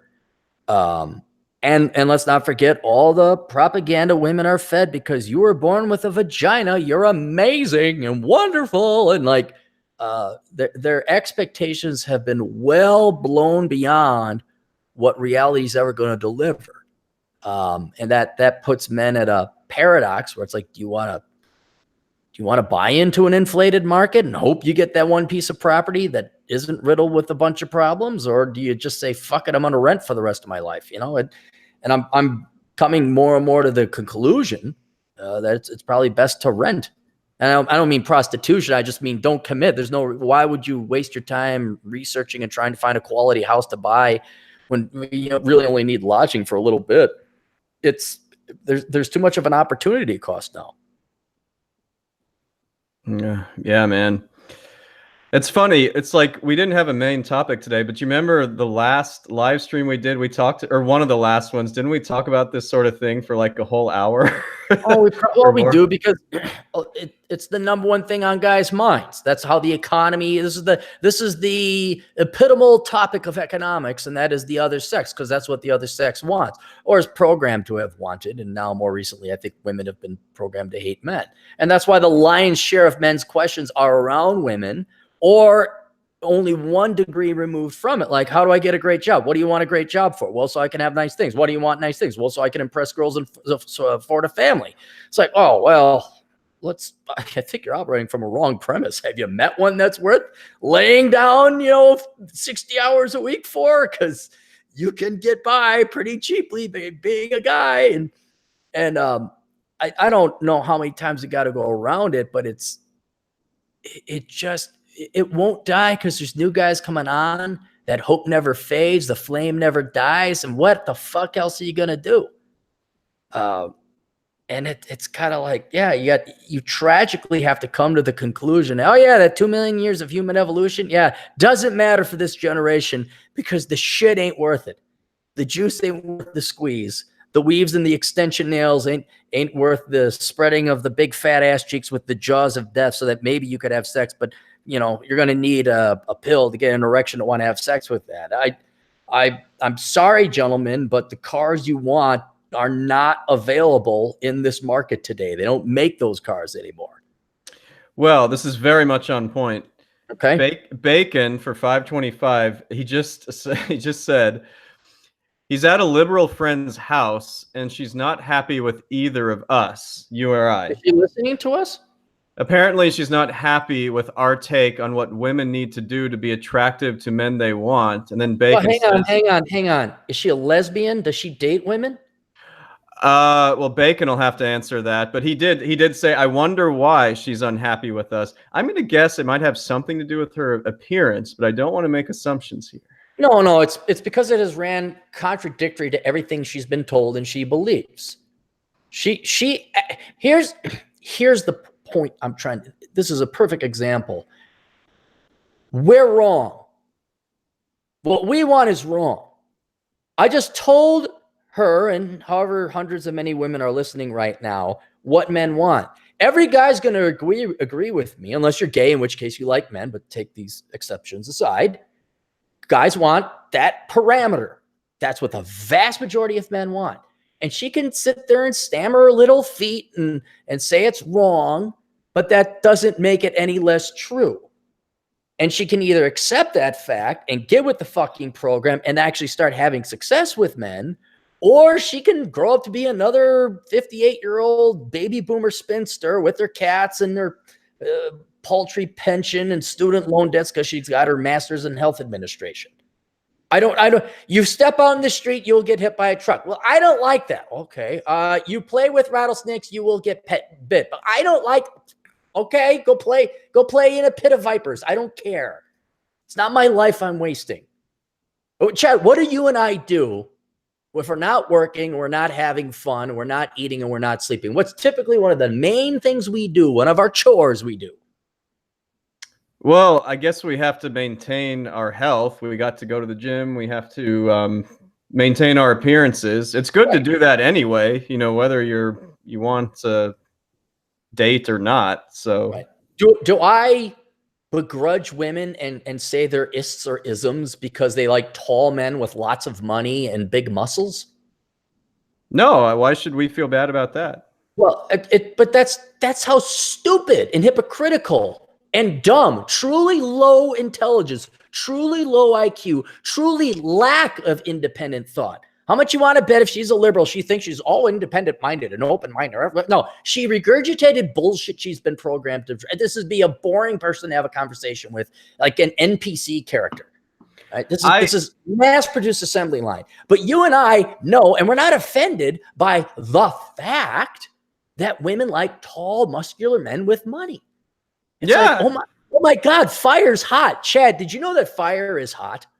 I did not know that. Fuck fire, man. It's the biggest sexist, bigoted, homophobic thing ever. Fuck that fire. I'm going to raise campaigns to do awareness, to bring up conversations, to start a discussion about changing how society deals with fire being hot. And this gets back to my original point I went to talking about is how fucked up and how successful do you think this woman's love life is going to be when she thinks fire shouldn't be hot, water shouldn't be wet, and men shouldn't like women that fall between 1.3 pounds per inch and 2.3 pounds per inch? You might be surprised by my answer. I'm gonna say it depends on what she's looking for, because she's obviously not attractive, and she can get any of these. I hate the word beta, but she can get any of these guys she's not attracted to give her attention and even probably physical fun whenever she's after it. But it's not going to make her happy, because it's like what we're talking about. She's after what, the top 10%, 20%. You're right there, but her bigger flaw is simply not living in reality. She could still be a good-looking woman. I think what Bacon said was she didn't like what we were saying. So that doesn't indicate whether she's ugly or attractive. She just doesn't like what we're saying. And what I'm trying to point out is what we are saying is the truth. And the only person who's going to get fucked over by not liking that is going to be her. Right. I absolutely. And I don't know. And I got news for you, sweetheart. I'm sorry, that sounds sexist. Sugar tits. And we'll see if she can take the joke or not. I'm trying to help you. I'm trying, because men, whether you believe it or not, are also sentient human beings with their own list of desires and requirements and tastes. And the only way love works is when you care about the other person more than yourself. So you put down the fucking Big Mac, you hit the fucking treadmill, you put on some fucking heels, and you learn to give a great blowjob. And then the guy learns to go to the fucking gym, eat shit that he don't want to eat, push up heavy weights, learn to stay erect in the sack without having at least satisfied you 3 or 4 times, buying you the occasional flowers, taking care of you, making sure you're doing all right, and rocking your world in bed. Oh, and by the way, going and getting shot if there happens to be a perpetrator in the house, or we got to go defend and all that. But until she realizes that this is what men's wants, she's not going to get it. She just isn't, because she's completely incapable of selflessness and altruism. I don't mean a charitable sense, but in an accepting sense that if you come to a negotiation table, the other party has demands, has requirements. And if you're not even going to listen to what they are, well, then there's not going to be a deal. That's fine. I'm sure there's another master's class where you can get an advanced degree in diversity and inclusion and sociology. I'm sure the government will create a make work government program for you so you feel like you have agency and purpose in the world as you help raise other women's mal-raised children because they're running off in corporate land and not taking care of the kids, and the father's not around because they got to raise so much money because everyone's gotten themselves some student loan debt. I'm sure she has a life. She has a life, and you could see it in academia, nonprofits, and every baby boomer woman. That God, didn't I do an article? Wasn't there an article about all the lonely baby boomers? I feel like you've done several on this, like not just what we're talking about, but yeah, about the baby boomers and the and a lot of it is that the men are starting to die off now because we don't live as long because the wage gap is all that matters. Fuck the life expectancy gap. The wage gap is all that really matters. It was sad to see, and I got divorced because my career was going away. It's like, fucking hell. Do you love humans or do you love your fucking career? What is it? Which do you prefer? Do you love your kids or do you love your paycheck? Do you love your husband or do you love the Democrat Party? Choose, because there is a choice. I mean, these are not things you have. It's not like you get an SUV, or I'd really like to have a trip to the Bahamas, and I'd like to travel to Europe, and I'd like husband, and I'd like 2.7 kids, because those are things. Because if you have the husband and you have the kids, or if you have the wife and you have the kids, those things come first and foremost. Before your fucking sports car, before your fucking McMansions, before your fucking worthless educations. I'm terribly sorry. That's how it works in the real world. I'm terribly sorry. Well, water is wet, but I don't know what else I can do to convince this person. Well, let me just jump in. Forrest Gump for $10. And Atham, I saw your chat too. We'll get to that one too. Forrest Gump says, the sad thing is women eventually realize they are wrong after they are too old, too fat, and too tatted up to get any man. So they are trapped. I wouldn't say any man because the thirst is real out there, but you're not going to get a quality man. That was what my argument was earlier, is like there's always going to be somebody thirsty around to satisfy that. You get the wrinkly, leathery Las Vegas troglodyte, former stripper in the 1980s, who's been smoking her cigarettes and, she got wrinkly skin and been leathery drinking, and she's 58. She'll get a 72-year-old guy.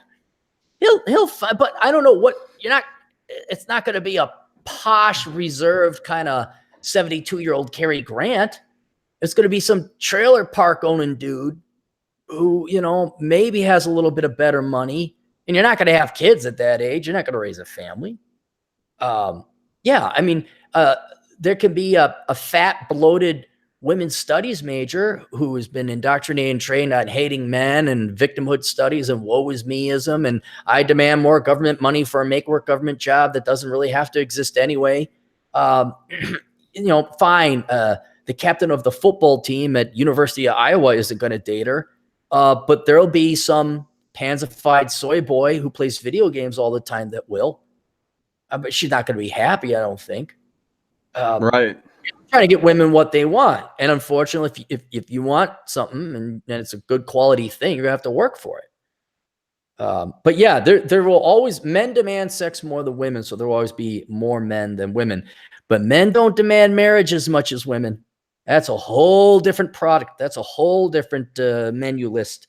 And then things like personality, finances, stability, happiness, and the quality men will hold out. They will, because they're like, no, I could do better than this. Right, exactly. It's the foreign concept of, if you want other people to do what you want them to, make it so they want to do it. Well, it leads us to this is a great segue to the next question. It's actually Atham's question for $2. Now, he was trying to be sarcastic, but it's a great question.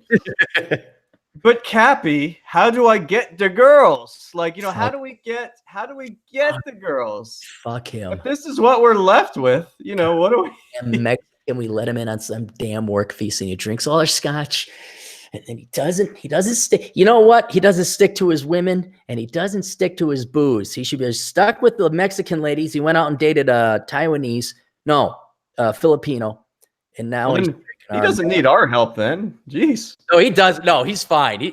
Well, you've met him. He's a good look. Yeah, he's.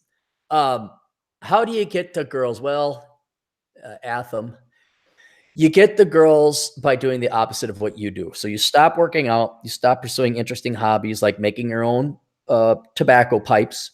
You stop your spelunking and cave exploring. You stop working out. We knocked that out. Do not become a chemical engineer. Switch your major to creative writing. Don't hold standards and expectations of your women. Comply, beg, and obey to their every whim. Even if they're not leaders and they're looking at you like, I don't care, lead. Say, no, dear, whatever you want. No, dear, whatever you want. Repeat, repeat, repeat, and rinse. Stop drinking my good scotch. What else? And then always ask permission from holding hands to actually having sex. That turns women on, like, and have a signature form for them to grant you consent, at least along each step of the way. Actually, that might be a serious one at this point in the game. What was it? That Randy Bentwick's book, The Pence Principle. That is so tragic. That damn book is almost necessary. Well, it is necessary, but you think it's like the Onion articles, like, this can't be real, and you're like, no, it is. It is. And he does. He recommends having a stack of consent forms and like, no, you're signing this and we're filming this. Because, I mean, you think of the cost and consequences, then it's like, oh, I changed my mind. Oh, too bad. I got a piece of documentation and video that says you were all okay and on board with this. And any one of those, and he cites many examples of these poor boys that got falsely accused or dragged through the courts or got falsely convicted and exonerated later because of DNA evidence. I bet you every single one of those guys wish they had a form or a document that they signed. I bet you they did. By the way, I got the audio version of that book, and when I was in Santa Fe running around during Thanksgiving, I really enjoyed listening to it. It's worth a buy. Yeah, I took that in audio as well. God darn it. I did. The guy who read it has a great voice, but it was a little slow. So I sped it up to like 1.5 speed, and then it was all right. So Nick, for $1.99, our buddy Nick Schulander says, don't hate the game just because you can't win it. He must be talking to that woman who disapproves of our observations on this stream. I'm not. This gets to the point I want to make before. Do we want to pamper women with little kids' gloves, or do we actually want to treat them like equals? And that's why I'm treating her like an equal. I'm telling her how the fucking straight dope works. And this, by the way, is how men make more money than women, is we don't lie to each other's face and then stab each other in the back. We say, hey, Jones, you're fucking up. Knock it off with that stupid shit. Or McCraffick, which you guys don't know, it's like, you need to lose some weight, otherwise you ain't going to get no girls. That's how guys improve. We compete until we either achieve excellence or certainly improvement. I'm sorry. Did you want to be treated like a guy? We just got treated like a guy. Congratulations. And I will not treat women like inferiors or unequals. I insist on treating you exactly like men. Well, I just know. And by the way, why don't you prove me wrong? If you are overweight, you don't fit in that weight category. Why don't you see if I'm wrong? Go lose, get into that weight category, grow your hair out, mask up your tattoos, whatever else. I mean, I go to assholeconsulting.com. You could pay me money. We'll give you a makeover. Do what I say. See if it doesn't improve. Well, that would take a lot of effort, right? Well, but here's another thing is nobody does anything unless they pay. So I charge her around, well, it depends on how much work we'd have to do. But here's the other thing. She could actually just be a very pretty woman who disagrees with us philosophically and doesn't really need to improve all that much. But I mean, if she was, as you assume she is, an ugly woman, well, yeah, okay, there's plenty of room and work to be done. Does she want to find a guy or not? That's the only question. Well, let's see if Bacon clarified this in the chat. I'm just going to scan it real fast. Yeah, let me Bacon. See if you can get me a client here, man. Bacon. I mean, is she looking? We could set her up with some guys. Assuming she's pretty enough to be set up with. He hasn't really clarified what. We're probably getting him in a lot of trouble. Yeah, well, the truth comes with various consequences. So it's like that. Did you clarify anymore or no? No, he probably will in a second here. Okay. It's like that town in New Mexico called Truth or Consequences. Have you heard of that town? I hiked my first mountain, Turtle Mountain, in that town. I had to Truth. hike across the Rio Grande to get to the mountain to climb up. What a great name for a town. You know how they got that name, don't you? I heard it one time. Remind me, what was the deal? I think there was a show called Truth or Consequences, and I think if you bid the most or gave them the most advertising dollars or whatever, no, the town would name itself after a show that contributed the most to them. I think it was the other way around. I think Truth or Consequences donated whatever to their city's coffers, and they called it Truth or Consequences New Mexico. Ah, awesome. All right, are the super chats now officially done Let's see. for this minute? Lord knows what Yes. next minute. All right, good. Let me get to at least one of my topics here. For everybody listening, including your mother, Chad, who I'm a big fan of, your mother made a happy birthday post on my Facebook page, as did 60 odd other people, I think. Wait, she did it today? She did today, yeah. But you know why she did it today? Because she saw it on Facebook? She saw it on Facebook. And so everyone thinks I was born January 1st. I don't think people check the date because I'm pretty sure I put 1947. I don't know if you knew this, but I am not 71 years old.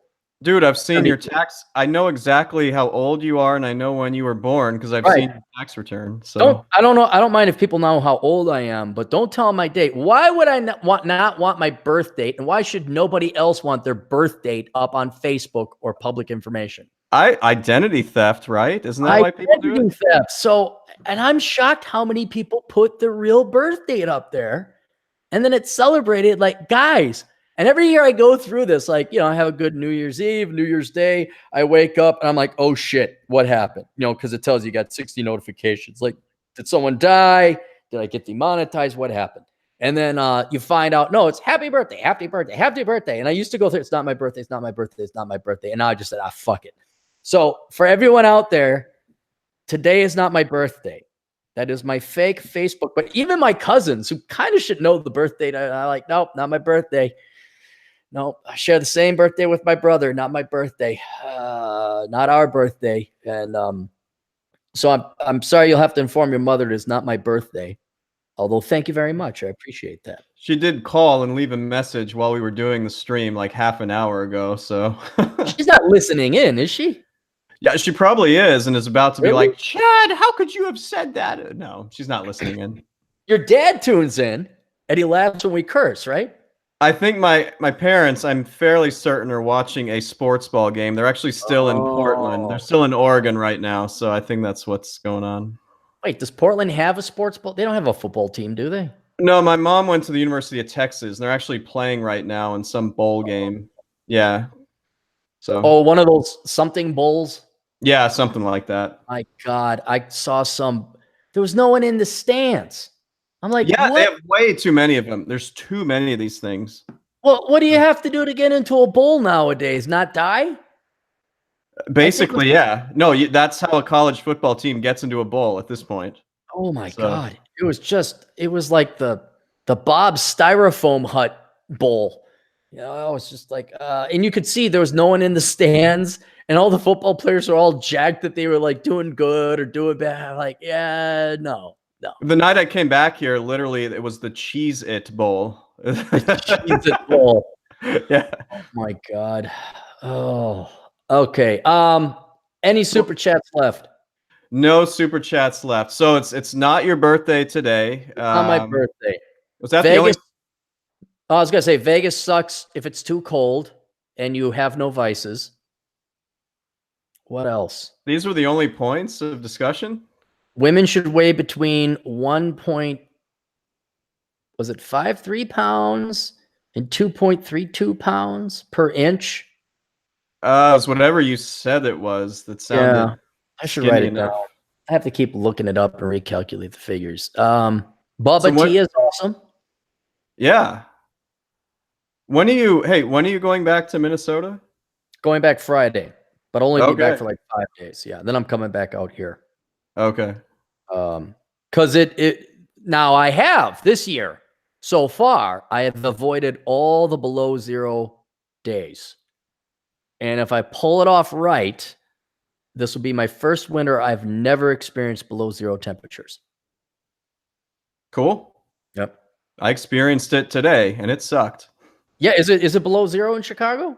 Yeah, it was snowing last night. Well, raining and then snowing last night. And this shit gets old, man. I want some sun. If only there were devices where for $48 round trip, you could, like the birds, fly to other places where it is warm and other people had houses and buildings and things and stuff and bubba tea. If only something like that existed, Chad. And if only you had the money or a job that you could do from, let's just say in the future, there'd be these electrical devices, like electrical typewriters that would somehow connect to one another over some kind of interweb device.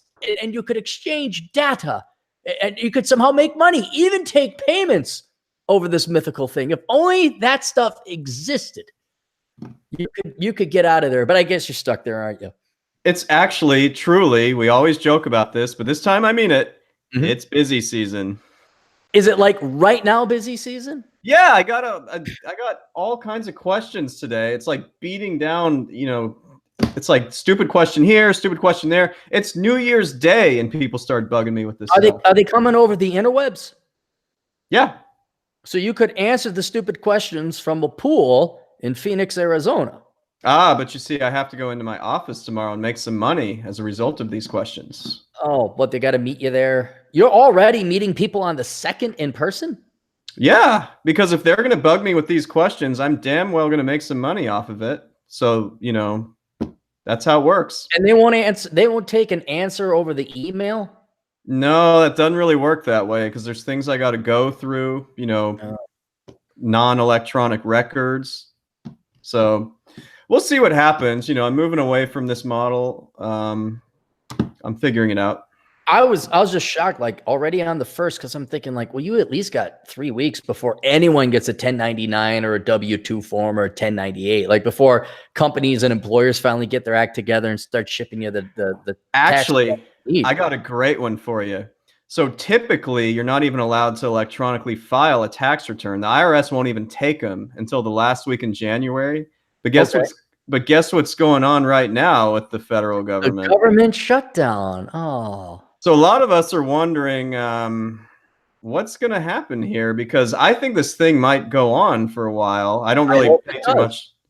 I kind of do too, because it has absolutely crippled the IRS. Like they don't have any limbs. And I love that. I want them to get this shit beat out of them. And you worked for them and you didn't even have a bad time there. I thought you kind of you cut your teeth there and I don't care. They're my natural adversary at this point. I want them maimed, like crippled, destroyed from this. Yeah. Wow. Because they cause me problems. They send my clients letters, which causes them to contact me at times that aren't great. So they are indirectly, but really directly causing your salary.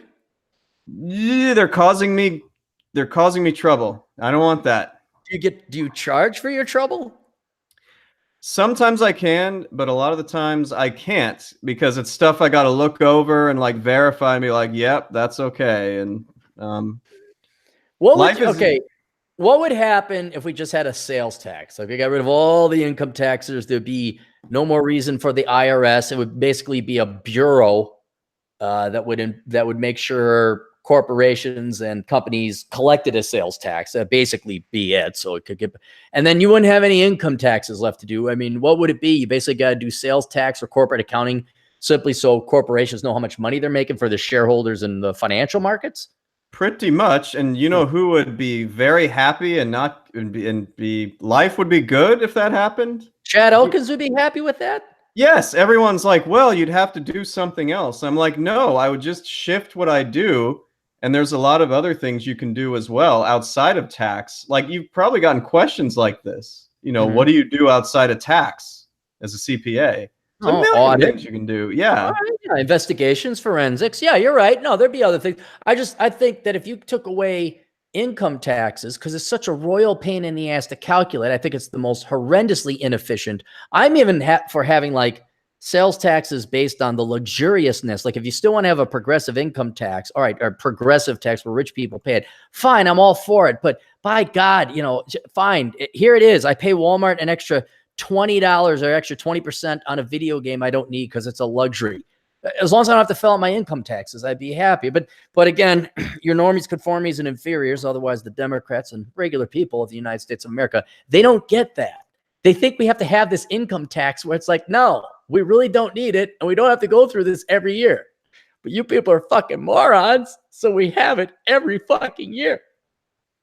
Like, how does South Dakota and Texas and Tennessee and Florida, how do all these states get their money? They don't have an income tax. How is it possible? They have a budget, and you look like, oh, they tax other shit. It's nowhere near as painful for their citizens.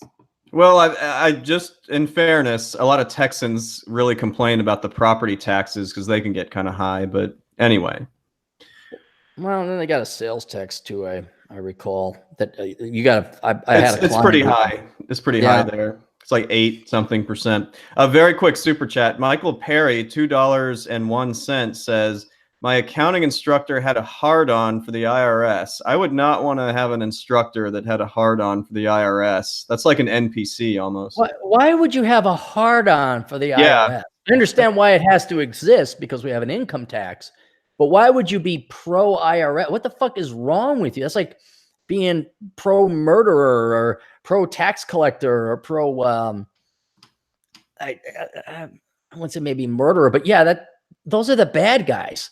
Like in Ghostbusters where the EPA comes in and tries to shut the Ghostbusters down. Okay, that guy was the bad guy. You don't want to cheer that guy on. And everybody hated him too in that movie. It's so great. Yeah, everyone hated him.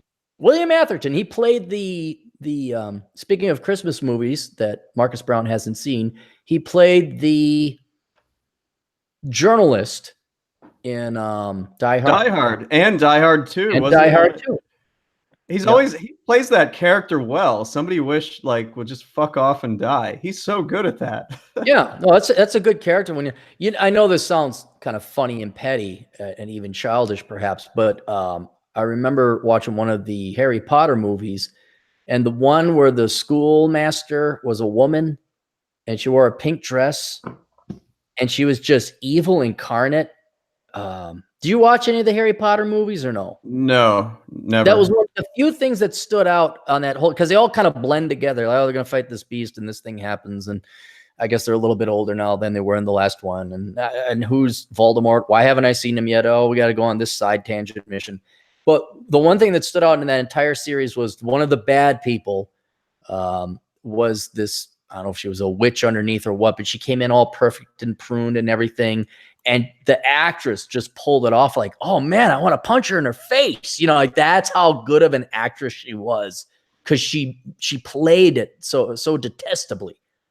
She was good. She played a character so well at being detestable that evoked a response out of you. That's how good she was. But aside from that, it was I enjoyed them, but they're just they did blend together. I can't tell you really. I didn't watch the last one because it kind of got long after a bit. I didn't really care anymore who was doing what. Anyway, all right, any super chats left? We just got one from Nick for $1.99. He goes, we need income taxes because taxes, duh. Because reasons. Yeah. Yeah. There are so many things I could do that are not political that would improve this country.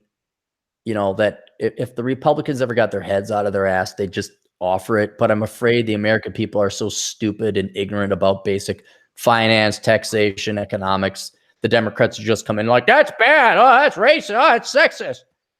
And then the sheep would believe it.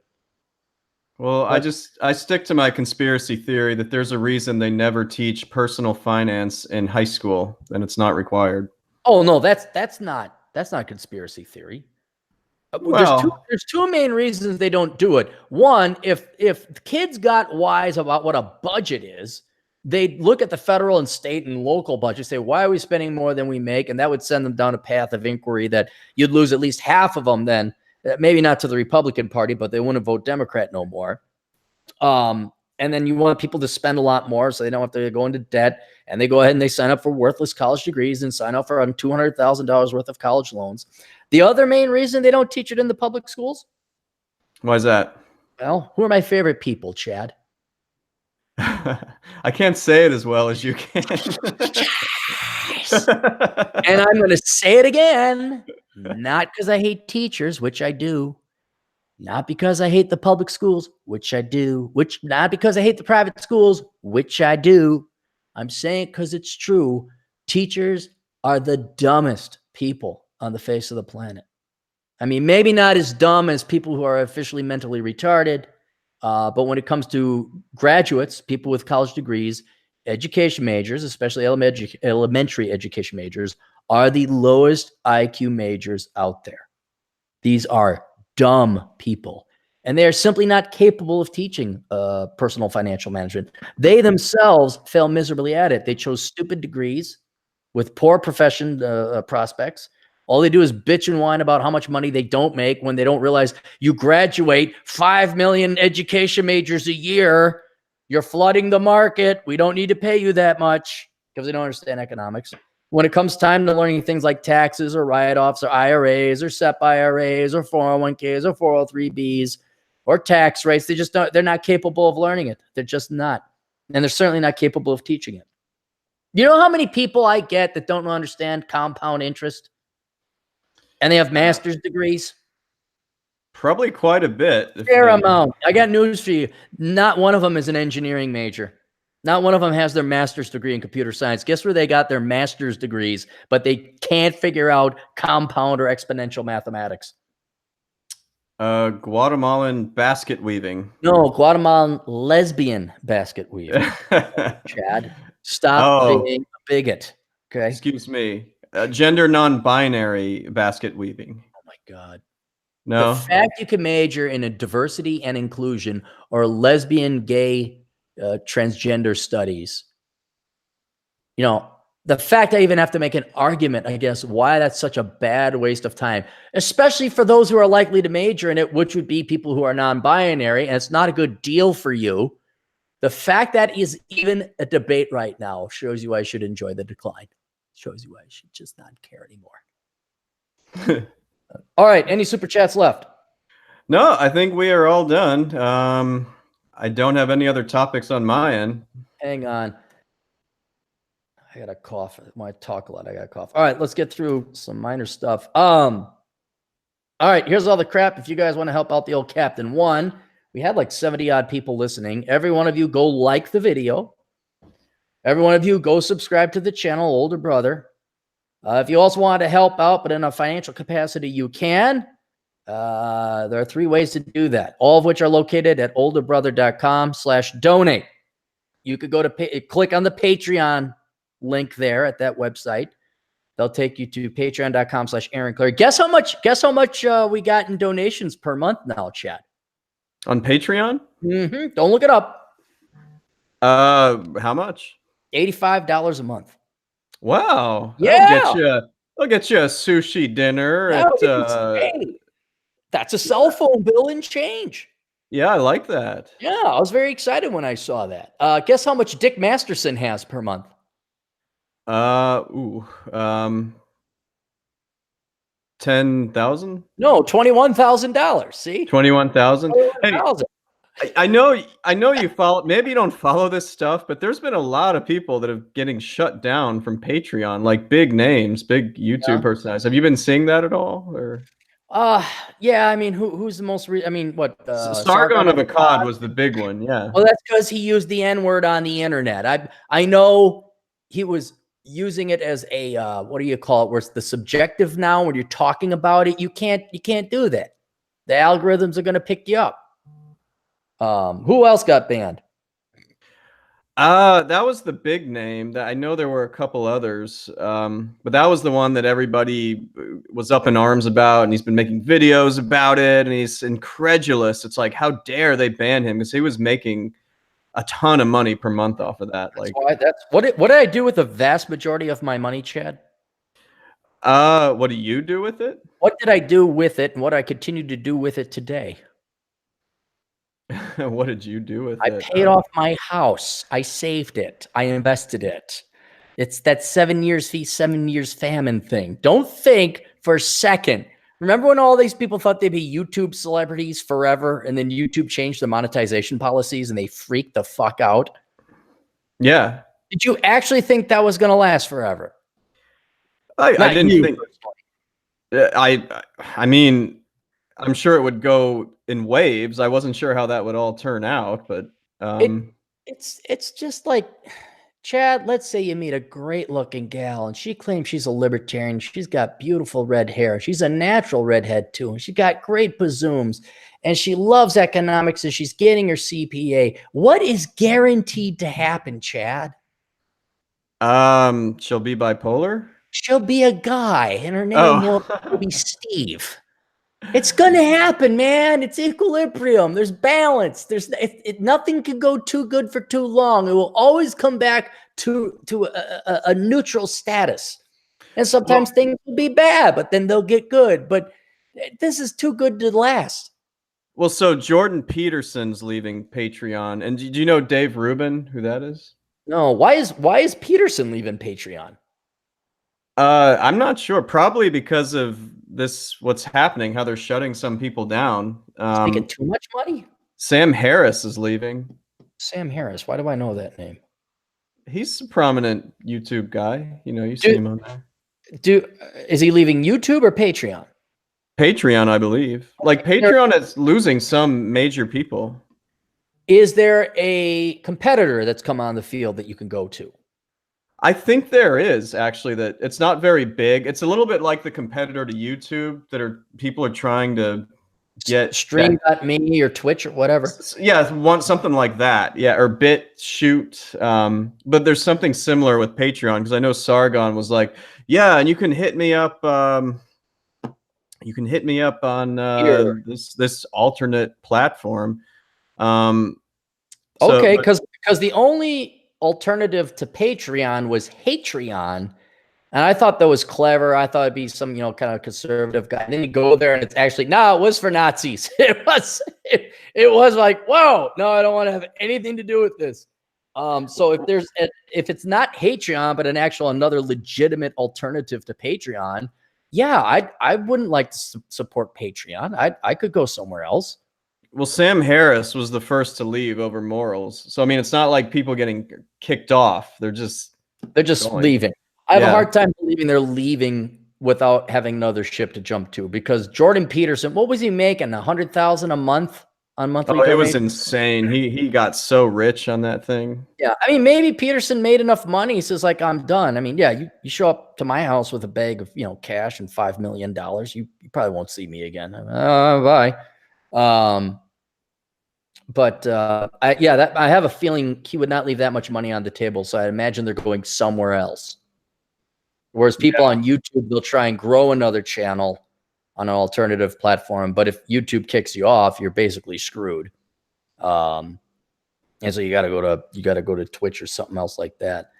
A lot of people that can't stream like this, because they got community guideline strikes, they've been on Twitch. Like Forney had to do that. Stream.me, Roosh had to do it. And well, there's a piece of me that wants to set up an alternative channel like Daily Motion. They're pretty liberal with their speech codes, so you can't say whatever you want, but they're not going to come down like it's like, yes, but I was talking against Nazism.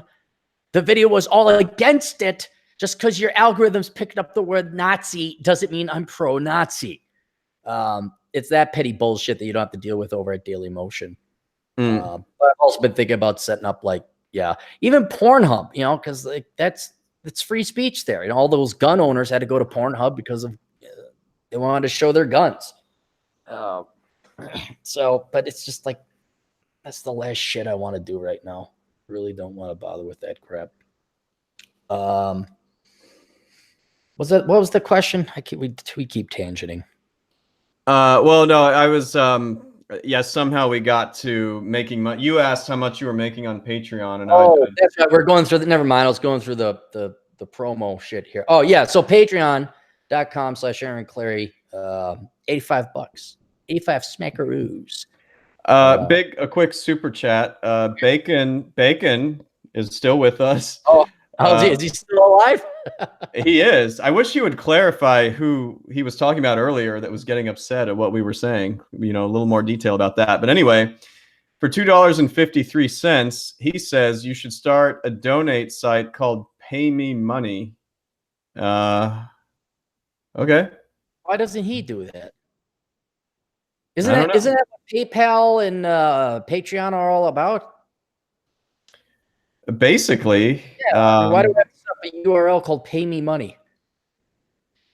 I'll tell you what website I would like to get off the goddamn ground would be Podcast Pastor. That's the website I'd love to get off the ground. But I can't find no damn pastors that are worth a damn. And if you're a 23-year-old dipshit fresh out of seminary, from some online chaplain thing, and you became a chaplain or a pastor or a reverend because you were bored and you had nothing else to do, fuck you. Don't even bother applying. I want a real pissed off fire and brimstone pastor who knows how to deliver speeches, actually believes in the word, preferably a veteran who lived through the real world, wasn't some academic fuck that never set foot in the real world, went straight to pastoring. I want a real guy with some real world experience to be a pastor. And contact me, and please have some fucking business acumen about you. Don't be giving me this shit. Well, wait a minute. Are you going to take money? Because I'm not in it for Simonry. Oh my God. Did you pay money to the real estate people to buy that piece of property that you put your church on? I guess location does fucking matter. It's just a digital one. Not that I've had troubles arguing with pastors in the past about this before, Chad. Well, Bacon says it would compete with PayPal and Patreon. He gave another super chat for $2.06. Somebody else, Michael Kingswood, for $2 said it's easy. He said it's easy to do subscriptions on WordPress with PayPal, but at the same time, PayPal has been known to shut down the people's accounts as well. I think Roosh had a problem with that. Roosh had a problem, and then they're all alternatives. That's the other thing I will say. And I got to contact Roosh if he'd ever come on the show. I wish. Yeah, I hope you do that someday. It's not just like, hey, I call up Stefan Molyneux on the Stefan Molyneux bat phone, and Commissioner, I need to have you here. And, I put up the Molyneux signal, da-da-da-da-da-da-da, Stefan, and then he just comes and helps out. You gotta get him willing to come on the show. But I'd like to find out, like, okay, what are the other platforms? Because you can buy Roosh's books, you can donate money to him, all the functionality is there. I'm wondering if you get enough of a pull, are you able to pull your congregation with you, and you don't need to rely on YouTube or PayPal or anything else anymore? Because I think it's Louder with Crowder. What he'll do is he'll put the samplers up on YouTube, but then all the other quality stuff is on a private server. Yeah. And so I think that may be the future, because you can't trust these platforms long term and in the future. You just can't. If for any other reason they're going to say, well, we're a monopoly, so we could just change the terms and contract and cut your percentage. And you're like, okay, well, it's your business partners, but you're not going to invest long term. Well, fuck it. I hope you get Rich Cooper on again. That was awesome when you did that. Cool. Rich has got hustle.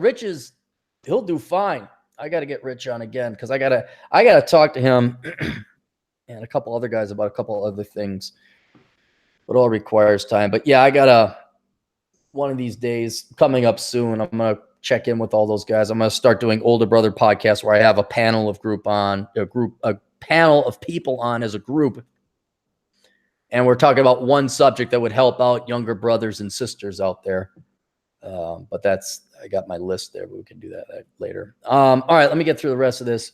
Another way you could donate is PayPal. If you don't like Patreon because of whatever their politics, or you just don't like paying the 13% tax I found out to Patreon, because they take a 13% cut. PayPal only takes a 2.75% cut. So if you go to olderbrother.com/donate, you'll see the Patreon banner. Excuse me, losing my voice. I got some pinup girls up there, real gals that actually have sent photos. Real Cappy Capite gals. They're all taken. Don't bother asking. And if you're a hot chick, certainly let me know. I'll throw your pictures up there. We'll give the men a reason to fight for. Decorate the whole website there. That's patreon.com. But then PayPal only takes 2.75%. The link is also there. No, Chad, do you need a PayPal account to donate to PayPal or use PayPal? No. No, you don't. You just need a credit or a debit card. So you do not have to have a PayPal account. And then finally, what is the best way and the way I like the most that people endorse the old captain? Well, I mean, you can just give a straight donation. Yeah. No, that's PayPal or Patreon. What do I like even more than that? A good old slap on the back with says, "Good job. Yeah, You yeah. are awesome, man. You are the best." Yeah, fuck that. No. Chad, do you shop online? Oh, the Amazon. Oh, I meant to tell you, I got a couple of Amazon gift cards for Christmas. Thank you to my brother-in-law. So I'm committed. I will do that for you. I always forget, but it's actually I wrote it on the card, like Clary Amazon affiliate. So it's impossible for me to actually use it without going to your Amazon affiliate because now I know to do it. They already buy it for you? What's that? They already buy you these gift cards? Yeah, but when I redeem them, isn't that through your affiliate or how does it work? No, you already paid, so it doesn't. No, it doesn't Really? work. Oh, You're that's. gonna. Oh, I didn't know that. It's already been purchased, Chad. See, you have to purchase it. So when you buy your shaving cream or your paper or your computer doodaddery, you have to go first where? Well, I'll tell you what. There's a way to fix this. I can sell somebody the gift cards. Whoever knows they're going to be going on Amazon, and then I'll know. Oh, this is so good. And I make 25 cents for 6 hours of your labor. How about this? How about Chad New Year's resolutions for you, me, and all the other older brother podcast listeners out there? How about this for New Year's resolution? Everybody does all their online shopping through my Amazon affiliate program henceforth. How does that sound? I'll add it to the pile of New Year's resolutions. I already talked to you about some of them. So how easy is it to follow this New Year's resolution, Chad? It's harder than you think. You have to remember to do it. You have to remember. You don't shop on your phone. You go and you shop on your computer. And if you go to olderbrother.com/donate and you click on the Amazon banner, it takes you to the Amazon page with all the information. Chad, do you have to log in or register with the Amazon affiliate program to use Aaron's Amazon affiliate program? Why, no, Aaron, you don't. You don't. You just click on that link and start shopping. Aaron, do I have to log in before, after? Just click on the link and go shopping. And then when you want to buy stuff, you inevitably will have to log in. And that's it. You don't have to do anything else. All it is, it's really the habit of remembering before you blow 20 grand on online shit this upcoming year in 2019 to go to olderbrother.com/donate, click on the Amazon banner, or where else can you go, Chad, to find that link? To find that link? It's on your page, isn't it? It's on my page, CaptainCapitalism.blogspot.com. Well, I was thinking that myself. I was like, where am I going to find this? Yeah, there's two places I make it available. And what do you click on right now? If you go to CaptainCapitalism.blogspot.com, you click on that. What is there on the Amazon banner to make you want to click on it? A link, I would imagine. What would make you want to click on the link, Chad? A sign that indicates click here for my Amazon. Go to CaptainCapitalist.blogspot.com. Oh, my goodness. Oh, my God. Making me do work. I'm making you do work. You know why, Chad? How do people learn, Chad? By making mistakes. By suffering pain. I'm feeling it. Only learn through pain, Chad. This positive reinforcement doesn't work. And we got an entire generation called the millennials where all we did was kiss their ass and praise them and not kick their ass and beat them. And look at how they turned out. This is why pain is a good thing. All right. So if I click on the Amazon, which I just did, I clicked on the Amazon. What was there at the Amazon? What made you want to click on the Amazon banner? Okay. Exact, guys. It's not a gimmick. It's not a gimmick. What's there, Chad, to provide additional incentive scantily clad, long-legged, long hair. I'd say a very, very attractive young lady there. Do you think she's between 1.53 pounds per inch and 2.32 pounds per inch? Whatever it is, she is optimal in She's a that. pretty good looking gal. I saw it and I was like, thank God this is like a public domain picture. I was like, hi. I was going to That, ask if this was somebody you knew. oh, I wish. She looks fun. She's just got that, hey, I can't wait to pose in lingerie and this is wonderful. It's like, yeah, that's when you stab me in my sleep. Yeah, she's a good looking kid. So, guy, there will be a different girl there. Can't promise she'll be that good looking because the Christmas season is over. I'll have to put a different image there. But if you want to see, you want additional incentive to click on the Amazon link, but you have to be male and straight, is look at for the Amazon banner. There will typically be a pinup girl. And if you click on that, that will take you to the Amazon affiliate program, of which, once again, Chad, do you have to register or do anything for that? No, Aaron, you absolutely right. don't have to. And do you pay any more when you use my Amazon affiliate link? Absolutely not. All it does is tell Amazon that you arrived there through you. Yes, it's just a commission. That's all I make. And that is the best way to help me because actually you don't spend any more money that way. You really don't. You spend a second going to my site first more than you would going straight to Amazon.com, or maybe perhaps inconveniencing yourself not going through the app. The phone is bad. The phone is our enemy, Chad. The phone is our enemy, not because women are not because it distracts women from us real men in the real world, but it also prevents me from getting my Amazon monies. All right. Any more super chats? Okay. Oh, wait, hang on. Let me. No, we're good. My books. That's one final thing. Just go to captaincapitalism.blogspot.com. Look to the top left. You'll see books. I have great books for all of you out there, especially if you are in the New Year's resolution mood, as they are predominantly all financial advice, self-improvement kind of in theory. Bachelor Pad Economics, Worthless, Black Man's Guide Out of Poverty, Poor Richard's Retirement. What else? Curse of the High IQ. Everybody listening should get that. And then I'm sure there's another book in there, but it's not coming to mind. All right, Chad, where can people find you? You can go to elkinscpa.com, or speaking of Amazon, which if you're going to buy this, you should only do it through where, Aaron, if they're going to Amazon? You go to captaincapitalism.blogspot.com. Look for the very good-looking blonde in the naughty Santa outfit. And you click on that, and you can buy Chad's books there. And what are the name of those books? They are the Elkins Tax Guide 2019, and then there's the Tax Cuts and Jobs Act guide that we did, the Elkins guide to that. So those are on there as well, if you just want to learn about that. Outstanding. Okay, I'm going to get some boba tea. You do have an invite out here to Vegas anytime. I know it's busy season, but if there's a lull or whatever, you got that. Are your folks driving back to Santa Fe, or are they flying? From Portland, they're definitely flying. They're flying, okay. yeah. I was going to give them an invite too, because maybe they'd hang out with me. Maybe they'd be my friends. They're pretty homesick. In fact, I think they're pretty damn tired of Portland. I was getting that impression when I was. Did you guys actually take them into the city to see all the parasites and the inferior people? Well, see, what they're doing is, they've got the grandkid there now, and what they were thinking of doing was finding a place there. So they've been going around and looking at different parts of the city. They don't like anything out there, and I don't blame them.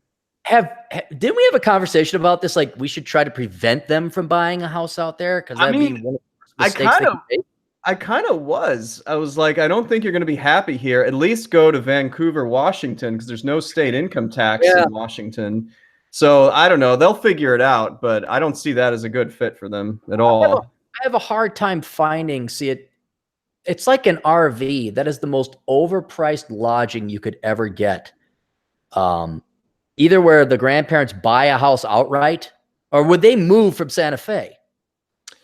No. This is just a place that they can have when they want to visit. Well, they have these places called hotels that are very nice, actually, and they're a fraction of the cost, truth be told. And you can even get Airbnb if it's not that big. Yeah, I think I think what ultimately will happen continuously going forward is that, because I just don't see them finding a place there. Nothing looked good to them like the last couple weeks when they were looking. Yeah, and the So houses looked fine. It was the people and the tattoos and the ear gauges that kind of threw them off. Oh, no, no, the houses were bad too. Oh God, there's no way. No way. Quick, $2.53. Fine, yeah. See, they got to keep us here. I want to go get my fucking boba tea. No, I got to be the super chat bitch. Well, Bacon says Happy New Year, guys. Talk to you on the 15th. Yeah. Cool. All right. Thank you very much, Chad. I'll let you get to bed because it's 11 p.m. over there. It'll be 11 in a couple minutes here, but that's okay. I wanted to, as long as this didn't go past midnight, I was good. Good. So, all right. I got to go hang out with the client. I'll catch you guys later. And how do we end it always, Chad? Toodles.